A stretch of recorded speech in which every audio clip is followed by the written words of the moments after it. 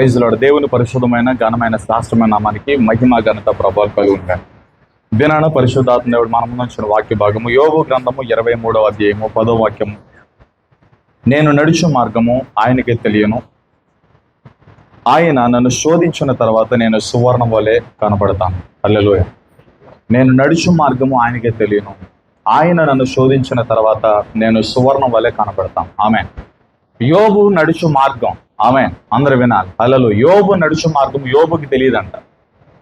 యోబు నడుచు మార్గము యోబుకి తెలియదు. ఈ మాట సాక్ష్యం ఇస్తున్నాడయ్యా, నేను నడిచే మార్గము నాకు తెలియదు, నా దేవునికే తెలియను.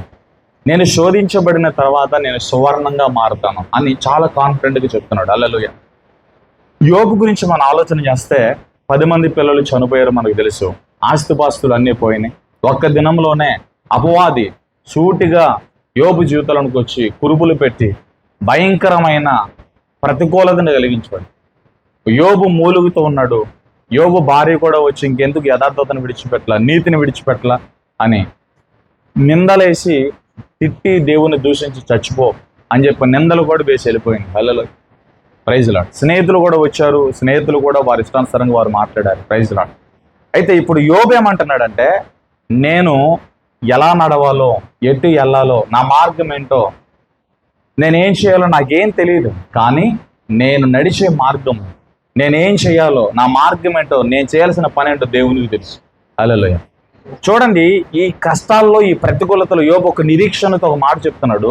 నాకున్న ప్రతికూలతను బట్టి, నాకు వచ్చిన కష్టాన్ని బట్టి, నా భార్య నన్ను విడిచిపెట్టి వెళ్ళిపోయింది, నా స్నేహితులు కూడా నన్ను విడిచిపెట్టి నా మీద నేరాల మోపి వెళ్ళిపోయారు. ఇప్పుడు నా వెనకమల్లి చూసుకోండి, ఎవరు లేరు, నేను ఒంటరిగా ఉన్నాను. ఇప్పుడు నేనేం చేయాలో నాకు తెలియదు, కానీ దేవునికి తెలుసు. ఆమేన్. హల్లెలూయా. చూడండి, మనం ఒంటరిగా ఉన్నప్పుడు, ఎవరు మనల్ని ప్రేమించినప్పుడు, అందరూ మనల్ని విడిచిపెట్టినప్పుడు నిజంగా ఏం చేయాలో తెలియదు. ఒక దుఃఖంలో, ఒక శోకంలో, ఒక శ్రమలో మనం ఉంటాం. హల్లెలూయా. ఆ సమయాల్లో మనకి ఏం చేయాలో తెలియనప్పుడు ఇక్కడ యోబు అంటున్న మాట మనం జ్ఞాపకం చేసుకోవాలి. ఇక్కడ ఎవరైనా అందరూ ఉన్నారు కానీ నేను ఒంటరిదాన్నే, నేను చాలా నిస్సహాయ స్థితిలో ఉన్న, ఏ సహాయము నాకు రావటం లేదు, నేను చాలా దయానీయ పరిస్థితిలో ఉన్నాను, చాలా క్లిష్ట పరిస్థితిలో ఉన్నాను, నేను ఏం చేయాలో కూడా నాకు తెలియటం లేదు, ఎటు వెళ్ళాలో, ఏ డిసిషన్ తీసుకోవాలో, ఏ ఆలోచన తీసుకోవాలో నాకు తెలియటం లేదు. హల్లెలూయా. ఇలాంటి ప్రతికూలత కలిగిన మనసులో కనుక మనం ఉంటే ఈ రోజున మనకు సరిపోయిన వాక్యం ఇది. ఏం చేయాలో యోబుకి తెలియదంట, ఎటు నడవాలో యోబుకి తెలియదంట. నేను నడుచు మార్గము నాకు తెలియదు కానీ దేవునికి తెలుసు అంటున్నాడు. హల్లెలూయా. ఈరోజు ఈ వాక్యము ద్వారా పరిశుద్ధాత్మ దేవుడు మనతో మాట్లాడబోతున్న గొప్ప ప్రవచనాత్మకమైన సందేశం ఏంటంటే, ఈ రోజున దేవుడు నీ తల వెంట్రుకలను లెక్కబెట్టాడు, నీ బ్రతుకు దినములన్నీ కూడా దేవుడు లెక్కబెట్టాడు. ఒక తల్లి గర్భంలో దేవుడు నేను ప్రవేశపెట్టినప్పుడే ఈ లోకంలో నువ్వేం చేయాలో, ఏ ఉద్దేశం చేత దేవుడు నేను నిర్మించాడో, ఏ ఉద్దేశం చేత అనేక ప్రతికూలతలో, ప్రాణాపాయ స్థితిలో నేను కాపాడి సంరక్షిస్తూ తన రెక్కల చాటున భద్రపరుస్తూ నేను నడిపిస్తున్నాడో, దాని అంతటికి కూడా ఒక కారణం ఉంది. కారణం లేకుండా నువ్వు పుట్టలేదు, కారణం లేకుండా నువ్వు పెరుగుతలేదు. నువ్వు పుట్టడానికి ఒక కారణం ఉంది, పెరగడానికి ఒక కారణం ఉంది, జీవించడానికి ఒక కారణం ఉంది. ఆ కారణం ఏంటో తెలుసా? దేవుడు నీ ప్రతి త్రోవలో, ప్రతి మార్గంలో తోడై ఉండి ఆయన ఉద్దేశాలు చేయుటకు, ఆయన యొక్క హల్లెలూయా పని చేయడానికి దేవుడు మనల్ని ప్రత్యేకపరిచాడు. ఈ విషయం తెలియక మనం కొన్ని సందర్భాలు ఏమనుకుంటామంటే, మన వ్యక్తిగత జీవితంలో కావచ్చు, పరిచర్యలో కావచ్చు, కుటుంబంలో కావచ్చు, కలిగిన కష్టాలను బట్టి, ప్రతికూలతలు బట్టి, ఒంటరితనాన్ని బట్టి ఇక నా పని ఏంది అయిపోనుకుంటాం. ఇక్కడ యోబుని చూస్తే, యోబు నీతిమంతుడు, యథార్థమంతుడై ఉండినప్పటికీ యోబుకి చాలా కష్టాలు వచ్చినాయి. ఎంత కష్టాలు వచ్చినాయి అంటే, ఏ మనుషుడు చవి చూడని కష్టాలు ఆ యోబు జీవితంలోకి వచ్చేసినాయి. 10 మంది పిల్లలు, 10 మందిలో ఒకరు ఇద్దరు చనిపోతే అది వేరు. హల్లెలూయా. పోనీ 5 చనిపోయి 5 అది వేరు. 10 మంది పిల్లలు ఒకే రోజున చచ్చిపోయారు. 7 కొడుకులు, 3 కుమార్తెలు, చేతికొచ్చిన 10 మంది పిల్లలు ఒక రోజునే చచ్చిపోయారు. హల్లెలూయా.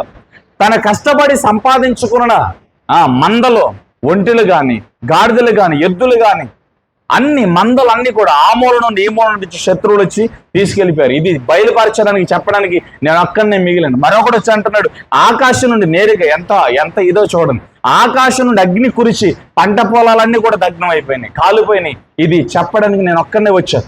ఒకరి తర్వాత ఒకడు వచ్చి జరిగిన నష్టాలు, జరిగిన ప్రతికూలతలు చెబుతూ ఉంటే యోబు గుండె కలవరం అయిపోవాలి, కానీ యోబు గుండెలోనికి కలవరం రాలా. హల్లెలూయా. కట్టుకున్న భార్య వచ్చి కష్టాల్లో శ్రమల్లో పోనీలేనండి, దేవుడు ఇది కాకపోతే మరొకటి ఇస్తాడని చెప్పాల్సిన భార్య కూడా వచ్చి ఇంకా ఎందుకు యోబు, దేవుడు నీకు ఏం చేశాడని, దేవుడు నీకు ఏమి ఒరిగించాడు? హల్లెలూయా. దేవుడు 10 మంది పిల్లల్ని చంపలేదా? 10 మంది పిల్లల్ని తీసేసుకోలేదా? ఇచ్చిన ఆశీర్వాదాలన్నీ కూడా పోలేదా? కనీసం నువ్వు సరిగ్గా ఉన్నావంటే ఆరి చెప్పులతో గులక రాళ్లతో గోకుంటున్నావు, నీ శరీరం అంతా దురదొచ్చి. హల్లెలూయా. ఆరోగ్యం సరలేదు, ఎందుకు ఇంకా నీకు యథార్థత? పిల్లలు లేరు, ఎందుకు యథార్థత? కష్టపడి సంపాదించినవన్నీ కూడా పోగొట్టేసుకున్నావు, కోల్పోయిన, ఇంకా ఎందుకు యథార్థత? నీ యథార్థతను విడిచి దేవుని తిట్టి చావకూడదు. హల్లెలూయా. చెప్పండి. ఇవన్నీ ఎందుకు చెప్తానో తెలుసా? ఒక వ్యక్తి జీవితంలో నిజంగా శ్రమ వచ్చినప్పుడు, కష్టం వచ్చినప్పుడు ఆ వ్యక్తి దేవుణ్ణి ప్రేమిస్తున్నాడా లేదా అన్న నిరూపణ జరిగే స్థితి అదే. అన్నీ ఉన్నప్పుడు మనం దేవుణ్ణి ప్రేమిస్తున్నాం, అన్నీ ఉన్నప్పుడు దేవునికి పాటలు పాడతాం, అన్నీ ఉన్నప్పుడు ఇలా నిలబడి ప్రసంగాలు చేస్తాం. కానీ ప్రతికూలత వచ్చినప్పుడు, కష్టం వచ్చినప్పుడు, శ్రమ వచ్చినప్పుడు, నువ్వు అన్నీ బాగున్నప్పుడు ఎలా ఉన్నావో, ఏమీ లేనప్పుడు కూడా అలాగే ఉంటావో ఉండవో దేవుని కన్నులు చూస్తాయి. హల్లెలూయా. Praise Lord. ఈరోజు మనం నేర్చుకున్న వాక్యం ఏంటంటే, యోబు నీతిమంతుడు, యోబు యథార్థవంతుడు, యోబు పరిశుద్ధుడు, యోబు దేవుణ్ణి ప్రేమిస్తున్న వ్యక్తి. ఈ సాక్ష్యం ఒక మనుషుడు చెప్పలేదు, నేరుగా సాతానుతో దేవుడు చెప్పాడు. సాతానా, ఎక్కడి నుంచి వస్తున్నావు? భూమి మీద అటు ఇటు తిరుగుతూ వస్తున్నా, నీతిమంతుడైన యోబుని చూసావా? అంటే యోబుని యొక్క నీతిమంతుని గురించి, యోబుని గురించి సాక్ష్యం ఇచ్చింది ఎవరు? దేవుడే. యోబు నీతిమంతుడు, నిందారహితుడు అని యోబుని గురించి దేవుడే సాక్ష్యం ఇచ్చాడు. హల్లెలూయా. Praise Lord. అపవాది ఛాలెంజ్ చేశాడు, ప్రభువా నువ్వు ఇచ్చిన ఆశీర్వాదాలను బట్టి, నువ్వు ఇచ్చిన దీవెనలను బట్టి యోబు నీతిమంతుడుగా ఉండొచ్చు. నువ్వు ఇచ్చిన ఆశీర్వాదాలను బట్టి, నువ్వు ఇచ్చిన దీవెనలను బట్టి యోబు నేను స్తుతిస్తున్నాడు. ఒక్కసారిగా ఆశీర్వాదాలన్నీ తీసి పారేస్తే, తనతో ఉన్న వారందరిని కూడా వేరు చేస్తే, తన బిడ్డలను వేరు చేస్తే, తన భార్యని వేరు చేస్తే, తన ఆశీర్వాదం అంతని వేరు చేస్తే, నువ్వు ఎంత నీతిమంతుడు అనుకున్నావో ఆ నీతిమంతుడిని యోబు నిన్ను దూషిస్తాడు. హల్లెలూయా.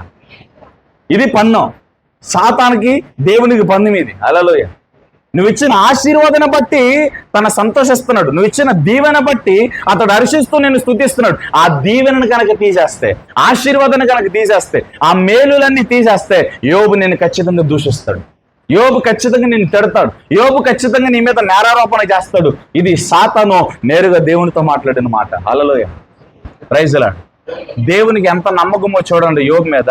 నువ్వేం చేసుకుంటావు చేసుకో, తన ప్రాణము నా చేతిలో, తన ప్రాణం జోలికి వెళ్ళొద్దు, నువ్వేం చేసుకుంటావు చేసుకుంటే అపవాది వచ్చి పిల్లల్ని చంపి ఉన్న వాటన్నిటి కూడా పోగొట్టిన తర్వాత యోబుని చూస్తే యోబు ఒక్క మాట కూడా మాట్లాడదు. హల్లెలూయా. యెహోవా ఇచ్చును, యెహోవా తీసుకును, దేవునికే మహిమ అన్నాడు. హల్లెలూయా. ఇంకేం చేయాలో తెలియక కురుపులు పెట్టాడు, శరీరం అంతా ఆన్ ద స్పాట్లో పెద్ద పెద్ద కురుపులు వచ్చాయి, పుళ్ళు, దాంట్లో నుంచి భయంకరమైన రసి, చీము నెత్తురుకారుతూ ఉంది, చీమల ఏగలు పడుతూ ఉన్నాయి, గోర్లన్నీ కుళ్ళిపోయినాయి. హల్లెలూయా. ఆరోగ్యము కూడా పాడైపోయి కురుపిగా మారిపోయి బూడిదలో దుమ్ములో కూర్చుని ఏడుస్తున్నాడు. యోబు గుండె బాదుకుని ఏడుస్తున్నాడు. యోబు గుండె బాదుకుని ఏడుస్తున్నాడే కానీ ఆ ఏడుపులో కూడా కనీసం మాట వరుసకు కూడా దేవా ఏంటి దుష్ట స్థితి అనే మాట కూడా యోబు నోట్లో నుంచి రాలేదండి. గుండె బాదుకుని ఏడుస్తూ కూడా అటువంటి దయానీయ శోక స్థితిలో ఉన్నప్పటికీ కూడా యోబు ఎక్కడా కూడా దేవుని దూషించినట్లుగా, ఎక్కడా కూడా దేవుని ప్రశ్నించినట్లుగా వాక్యంలో రాయబడలేదు 42 అధ్యాయంలో కూడా. హల్లెలూయా. ఎందుకు ఈ మాట చెప్పింది? ఇంత కష్టాల్లో స్నేహితులు వచ్చారు. స్నేహితులు వచ్చి యోబుని చూసి చాలా భయపడ్డారు. యోబుకి 4 స్నేహితులు ఉన్నారు. ఇక్కడ మనం చూద్దాం ఒకసారి యోబు గ్రంథం 42 అధ్యాయం 7వ వాక్యం. యెహోవా యోబుతో ఆ మాటలు పలికిన తర్వాత ఆయన తేమానీయుడైన ఎలీఫజుతో ఇలాగ సెలవిచ్చు, నా సేవకుడైన యోబు పలికినట్లు మీరు నన్ను గురించి యుక్తమైనది పలకలేదు కనుక నా కోపము మీ మీదను 2 స్నేహితుల మీదను మండుచున్నది. హల్లెలూయా. Praise lord. ఇక్కడ 3 స్నేహితులు కనబడతారు. చూడండి ఒకసారి యోబు గ్రంథం 2వ అధ్యాయం చూడండి, 2వ అధ్యాయం 11వ వచనం చూడండి ఒకసారి. యోబు గ్రంథం 2వ అధ్యాయము 11వ వచనం. ఇక్కడ ఏమనుంది? తెమానీయుడైన ఎలీఫజు, షూయుడైన బిలాదు, నయామతుడైన జోఫరు అని యోబు 3 స్నేహితులు అతనికి సంభవించిన ఆపదలన్నిటిని గురించి ఇక్కడ యోబు యొక్క 3 స్నేహితుల పేర్లు రాయబడినాయి. హల్లెలూయా. ఇంకొకడు ఉన్నాడు అండి, చూడండి ఒకసారి 32 అధ్యాయము, యోబు గ్రంథం 32 అధ్యాయం 1వ వచనం. యోబు గ్రంథం 32వ అధ్యాయము 1వ వచనం చూడండి. యోబు తన దృష్టి యందు తను నీతిమంతుడై ఉన్నాడని ఆ 3 మనుషులు తెలుసుకుని అతనికి ప్రత్యుత్తరము చెప్పుట చాలించిరి. అప్పుడు రామవంశస్థుడైన భుజీయుడైన ఏం పేరది బరకేయులు హల్లెలూయా కుమారుడు ఎలీహు అనే వ్యక్తి, ఈ వ్యక్తితో నలుగురు స్నేహితులండి యోబుకి హల్లెలూయా. ఈ నలుగురు స్నేహితులు కూడా వచ్చి యోబుని దూషించారన్నమాట. యోబుని అపహేళన చేసినట్లుగా రాయబడింది. Praise Lord. చేతుల తెలియజెప్పాలి. వీరిలో ముగ్గురు ప్రధానులుగా యోబుని దూషిస్తే ఒకడు ఎవరితనో ఎలీహు హల్లెలూయా. ఎలీహు వాడిని మందలించాడు. యోబు నీతిమంతుడు, అతని గురించి ఎందుకు ఇలా మాట్లాడతారని చెప్పి ఆ ముగ్గురు స్నేహితులను మందలించినట్లుగా వాక్యాలు రాయబడింది. Praise lord.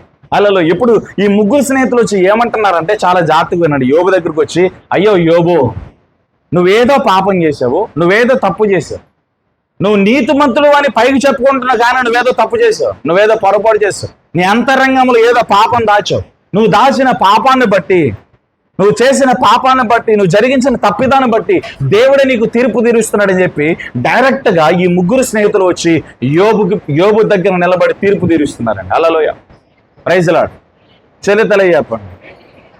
ఒక పుట్టికతో ఉన్న గుడ్డోని తీసుకొచ్చి యేసు ప్రభు దగ్గర నిలబెట్టి ఆ రోజున కొంతమంది అడిగారు, ప్రభువా వీడు అవ్వటానికి కారణం ఎవరో, వీడా వీళ్ళ తల్లిదండ్రుల? హల్లెలూయా. వీడి పాపమా వీళ్ళ తల్లిదండ్రుల పాపమా? ఇలా అవ్వడానికి కారణం ఏంటి అని అన్నప్పుడు యేసు ప్రభు చెప్పాడు, వీడు కాదు, వీడి తల్లిదండ్రుల పాపం. దేవుని మహిమ కొరకు ఈ వ్యక్తి అలా చేయబడ్డాడు అంటే. హల్లెలూయా. Praise lord. లాజరు చచ్చిపోయాడు. లాజరు చచ్చిపోయినప్పుడు ఊరంతా కలవరం వచ్చింది. అక్కలిద్దరికి కూడా కలవరం వచ్చింది, కానీ యేసు ప్రభు కలవరపడల. హల్లెలూయా. అందరూ కూడా నిద్రించాడు, చచ్చిపోయాడు. కాదు. యేసు ప్రభు ఏమన్నాడు తెలుసా? హల్లెలూయా. మనిషి కుమారుడు, దేవుని కుమారుడు మహిమ నిమిత్తం ఈ వ్యక్తి నిద్రిస్తున్నాడు కానీ చచ్చిపోలేడు. హల్లెలూయా. సమాధి కాడికి వచ్చి లాజరు బయటకు రానగానే ఆ వ్యక్తి లేచి నిలబడ్డాడు. ప్రాతగుడ్డలతో సమాధుల నుండి బయటకు వచ్చాడు. ఆమె హల్లెలూయా. చేలో తెలియజెప్పండి. అంటే ఇప్పుడు యోబు యొక్క శ్రమలు కష్టాలు ఎందుకు యోబుని కలవరపరిచినాయి లేదా యోబు యొక్క విశ్వాసాన్ని చెదరగొట్టడానికి ప్రయత్నం చేసినాయి అంటే ఆ వ్యక్తి సువర్ణంగా మారటానికి శ్రమలు అనేది ఒక ఆయుధం అన్నమాట. Praise Lord. ఈ రోజున మనందరం కూడా చేస్తాం ప్రార్థన. ఇదంతా ఇంట్రడక్షన్, ఇంకా వాక్యంలోకి వెళ్ళలేదు, వినండి. హల్లెలూయా. ఈ రోజు మనందరం కూడా ప్రార్థన చేస్తాం. ఏమని ప్రార్థన చేస్తామంటే మనం చేసే ప్రార్థనలో ఈ రెండు మాటలు లేకుండా ఉండవు. ప్రభువా నన్ను దీవించు, ప్రభువా నన్ను ఆశీర్వదించు, ప్రభువా నన్ను వర్ధిల్ల చేయి, ప్రభువా నా కుటుంబాన్ని వర్ధిల్ల చేయి, నా బిడ్డలను దీవించు, నా భర్తను దీవించు. హల్లెలూయా. అడిగింది ఎవరు చెప్పండి? ప్రార్థనలో ప్రభువా మమ్మల్ని దీవించు, ఆశీర్వదించు, మా సరిహద్దులు విశాలపరచు, మేము చేసే వ్యాపారాలు దీవించు, మా జాబులు దీవించు, మా పనులు దీవించు, మా వాహనాలు దీవించు అని అడిగింది ఎవరు చెప్పండి? అడిగింది ఎవరండి? మనమే కదా దేవునికి ప్రార్థన చేసింది. ప్రభు మమ్మల్ని దీవించు, ఆశీర్వదించు, మమ్మల్ని విడిపించు, తప్పించు. మనమా కదా? చేస్తున్నామా లేదా? హల్లెలూయా. ఇప్పుడు నీ ప్రార్థన దేవుడు విని నిన్ను దీవించడానికి, నిన్ను ఆశీర్వదించడానికి దేవుడు కలగజేసుకుని నిన్ను దీవించడానికి, ఆశీర్వదించడానికి ఉపయోగించిన వెపనే శ్రమ. నువ్వు దీవించబడాలి అంటే, నువ్వు ఆశీర్వదించబడాలి అంటే, నువ్వు వర్ధిల్లాలి అంటే నీ జీవితంలోనికి శ్రమ రావాలి. శ్రమ రాకుండా ఆశీర్వాదంలోనికి వెళ్ళవు, శ్రమ రాకుండా నెమ్మదిని పొందలో, శ్రమ రాకుండా నువ్వు సువర్ణంగా మార్చబడలో. ఇక్కడ ఇప్పుడు యోబు ఏమంటున్నాడంటే, నేను సువర్ణంగా మార్చబడ్డానికి, హల్లెలూయా, నేను సువర్ణంగా మార్చబడ్డానికి దేవుడు నన్ను మంటల్లో కాలుస్తున్నాడు. దేనిలో కాలుస్తున్నాడు చెప్పండి? మంటల్లో కాలుస్తున్నాడు. కొలిమిలో పెట్టాడు, నన్ను కొలిమిలో పెట్టాడు. కట్టుకున్న భార్య నిలబడల, స్నేహితులు నిలబడల, బిడ్డలో చచ్చిపోయారు, ఆస్తిపాస్తులు అక్కరకరాల, కనీసం శరీరము కూడా కురూపిగా మారిపోయింది. ఏదో ప్రాణం కొట్టుకుంటుంది కానీ, ప్రాణం గుటికుమంటూ ఉంది కానీ అతడు నిర్జీవ స్థితిలో, చెయ్యి ఎత్తలేని స్థితిలో, లేపలేని స్థితిలో, చెయ్యి దించలేని స్థితిలో కురూపిగా ఉన్నాడు. హల్లెలూయా. ఏదో యోబు జీవితంలో ప్రాణము ఉంది కానీ యోబు చాలా నిస్సహాయ స్థితిలో ఉన్నాడు, కదలలేని స్థితిలో ఉన్నాడు, మెదలేని స్థితిలో ఉన్నాడు. దుమ్ము ధూళిలో, చీము నెత్తురు మధ్య అలా అంటున్నాడు, నేను నడిచే మార్గం నాకు తెలియదు కానీ దేవునికి తెలుసు. హల్లెలూయా. నేను నడిచే మార్గము నాకు తెలియదు, అదే అంటారు, నేను నడిచే మార్గము ఆయనకే తెలియదు. హల్లెలూయా. ఈరోజు చాలా మంది అనుకుంటారు, అప్పులను బట్టి, రోగాలను బట్టి, వ్యాధులను బట్టి నేనేం చేయాలి, నేను ఎవరిని అడగాలి, నేను ఎవరి దగ్గరికి వెళ్ళాలి, ఎవరి దగ్గర చేయి చాపాలి. హల్లెలూయా. ఆ సమయంలో నువ్వేమనుకోవాలి తెలుసా? ప్రభు నాకేం తెలీదు, నా మార్గము నీకు తెలుసు ప్రభు, నేను ఎలా వెళ్ళాలో, ఎటు నడవాలో నా మార్గములన్నీ నీకు తెలుసు ప్రభు. హల్లెలూయా. Praise lord. ఇప్పుడు యోబు స్నేహితులు యోబు దగ్గరకు వచ్చి అంటున్నారు, నువ్వేదో తప్పు చేసావు, నువ్వేదో పొరపాటు చేసావు, నువ్వు అంతరంగం ముందు ఏదో పాపము దాచావు కనుకనే ఈ స్థితి నీకు వచ్చింది. హల్లెలూయా. ఈరోజు చాలా మంది మనుషులు ఇలాంటి మాటలు వినబడుతూ ఉంటాయి. ఆమె నువ్వు నీతిమంతుడివే కావచ్చు, నువ్వు యథార్థమంతుడివే కావచ్చు, నువ్వు దేవునికి నమ్మకంగా ఉన్నప్పుడు దేవుని మహిమ నిమిత్తం కొన్ని శ్రమలు వస్తాయి. దేవుని మహిమ నిమిత్తం నువ్వు శోధించబడుతూ ఉంటావు. ఆ సమయంలో నీ ఇంటి పక్కన వారు, నీ బంధువులు, నీ స్నేహితులు, నువ్వు తోబుట్టువులు ఏమంటారు తెలుసా? దేవుడు దేవుడు అన్నారా. ఏమైంది ఇప్పుడు వాళ్ళ పరిస్థితి? దేవుడు దేవుడు అని ఊరేగారు, ముసుగులేసుకుని ప్రార్థన చేశారు. ఇప్పుడు ఏమైంది పరిస్థితి? హల్లెలూయా. ఎక్కడికి వెళ్ళాడు వాళ్ళ దేవుడు? ఏమైనా వాళ్ళు దీవెనలు? ఎందుకు అప్పుల్లోకి వెళ్ళారు, రోగంలోకి వెళ్ళారు? ఎందుకు చూస్తూ అణగార్చబడుతున్న స్థితి, శాపంలోనికి వెళ్ళిపోతున్నారు. హల్లెలూయా. వాళ్ళు ఏదో తప్పు చేస్తున్నారు, వాళ్ళు ఏదో పొరపాటు చేస్తున్నారు. సావుకుడి జీవితంలో కావచ్చు, విశ్వాస జీవితంలో కావచ్చు, ఏదైనా ఒక అనారోగ్యం వస్తే ఏదో చేశారు ఆయన, ఏదో తప్పు జరిగింది కాబట్టి అనారోగ్యం వచ్చింది. లేకపోతే సావుకులకి ఎందుకు అనారోగ్యాలు వస్తాయి? హల్లెలూయా. విశ్వాసాల జీవితాల్లో కనుక చూస్తే వాళ్ళు ఏదో చేశారండి. వాళ్ళ కుటుంబంలో అంత ఘోరమైన కీడు జరగడానికి కారణం వాళ్ళే. వాళ్ళు దేవుడి మాట వినలేదు, దేవుని వ్యతిరేకంగా నడిచారు. హల్లెలూయా. నిజంగా ఏం జరిగిందో పక్కన వాళ్ళకి తెలియదు, కానీ వాళ్ళు మాట్లాడే మాటలు అలా ఉంటాయి. హల్లెలూయా. అంటే మనుషులకు తీర్పు తీర్చేస్తారు చాలా మంది. ఆమె మీరు ఆ స్థితిలో ఉండకూడదు. ఏ మనుషులకు తీర్పు తీర్చొద్దు. తీర్పు తీర్చే పని దేవుడిదే కానీ మంద కాదు. హల్లెలూయా. ఆమె చెప్పండి, తీర్పు తీర్చే పని దేవునిదే కానీ మంద కాదు. ఎవరైనా సరే, అది ఏ వ్యక్తులైనా సరే, సేవకులైన విశ్వాసాలు ఎవరైనా సరే తీర్పు తీర్చొద్దు. మాక్సిమం మౌనంగా ఉండడానికి ప్రయత్నించండి. నువ్వు నిజంగా వాళ్ళు ప్రేమిస్తే వాళ్ళ కోసం నువ్వు ప్రార్థించు. ఇదే నేర్చుకోండి. హల్లెలూయా. వాళ్ళ గురించి అని తెలిసినప్పుడు మాక్సిమం ప్రార్థించే, దేవుడు కార్యం చేస్తాడు. హల్లెలూయా. హల్లెలూయా. బతుకుంటే చేతులే తెలియజేపండి. ఇప్పుడు యోబు జీవితాన్ని పరిశీలన చేస్తే యోబు స్నేహితులు వచ్చామంటారు, నువ్వేదో తప్పు చేసావు, పొరపాటు చేసావు. నిందలు మోపుతున్నారు, నేరాలు మోపుతున్నారు. ఆమె ఈరోజు మీ జీవితంలో కూడా నిందలు, నేరాలు ఉంటాయి. ఈ నిందలు మోపబడుతున్నప్పుడు, నేరాలు మోపబడుతున్నప్పుడు, ఈ శ్రమల్లోనికి మనం వచ్చినప్పుడు మనం ఏం చేయాలి?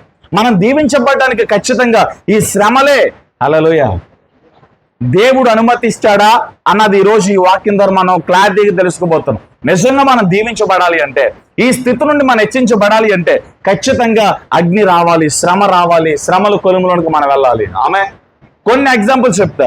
దానియేలు సింహాల బోన్లోనికి వెళ్ళకపోతే తన ఆస్థానంలో తాను హెచ్చించబడలేదు. హల్లెలూయా. షడ్రకు, మెషకు, అబేద్నెగో అగ్నిగుండంలోనికి వెళ్ళకపోతే హల్లెలూయా దేవుడు వారి మధ్యలోనికి దిగొచ్చేవాడా? చెప్పండి. దేవుని మహిమను నెబుకద్నెజర్ చూసేవాడా? ఆ మైదానంలో ఉన్న ప్రజలందరూ చూసేవాళ్ళ? అక్కడున్న వారందరూ కూడా షడ్రకు, మెషకు, అబేద్నెగోతో పాటు వారి మధ్యలోనికి దిగొచ్చిన దేవుని మహిమను చూశారు. హల్లెలూయా. ఆమె ఈ ఫార్ములాను కనుక మనం ఉపయోగించుకున్నట్లయితే లాజరు చచ్చిపోయాడు. లాజరు చచ్చిపోయాడా లేదా? ఖచ్చితంగా చచ్చిపోయాడు. సమాధి కూడా చేశారు. కానీ దేవుడు ఏమన్నాడు తెలుసా? అతడు నా నిమిత్తం, నా మహిమ నిమిత్తం, హల్లెలూయా, నా నిమిత్తం, నా మహిమ నిమిత్తం ఆ మరణం వచ్చింది. అతడు నిద్రించుచున్నాడే కానీ మరణించలేదు. హల్లెలూయా. అంటే లాజరుని లేపడం ద్వారా ఎవరికి మహిమ వచ్చింది చెప్పండి? ఇప్పుడు దేవుని మహిమకి మరణం అనే దాన్ని దేవుడు ఉపయోగించాడు. హల్లెలూయా.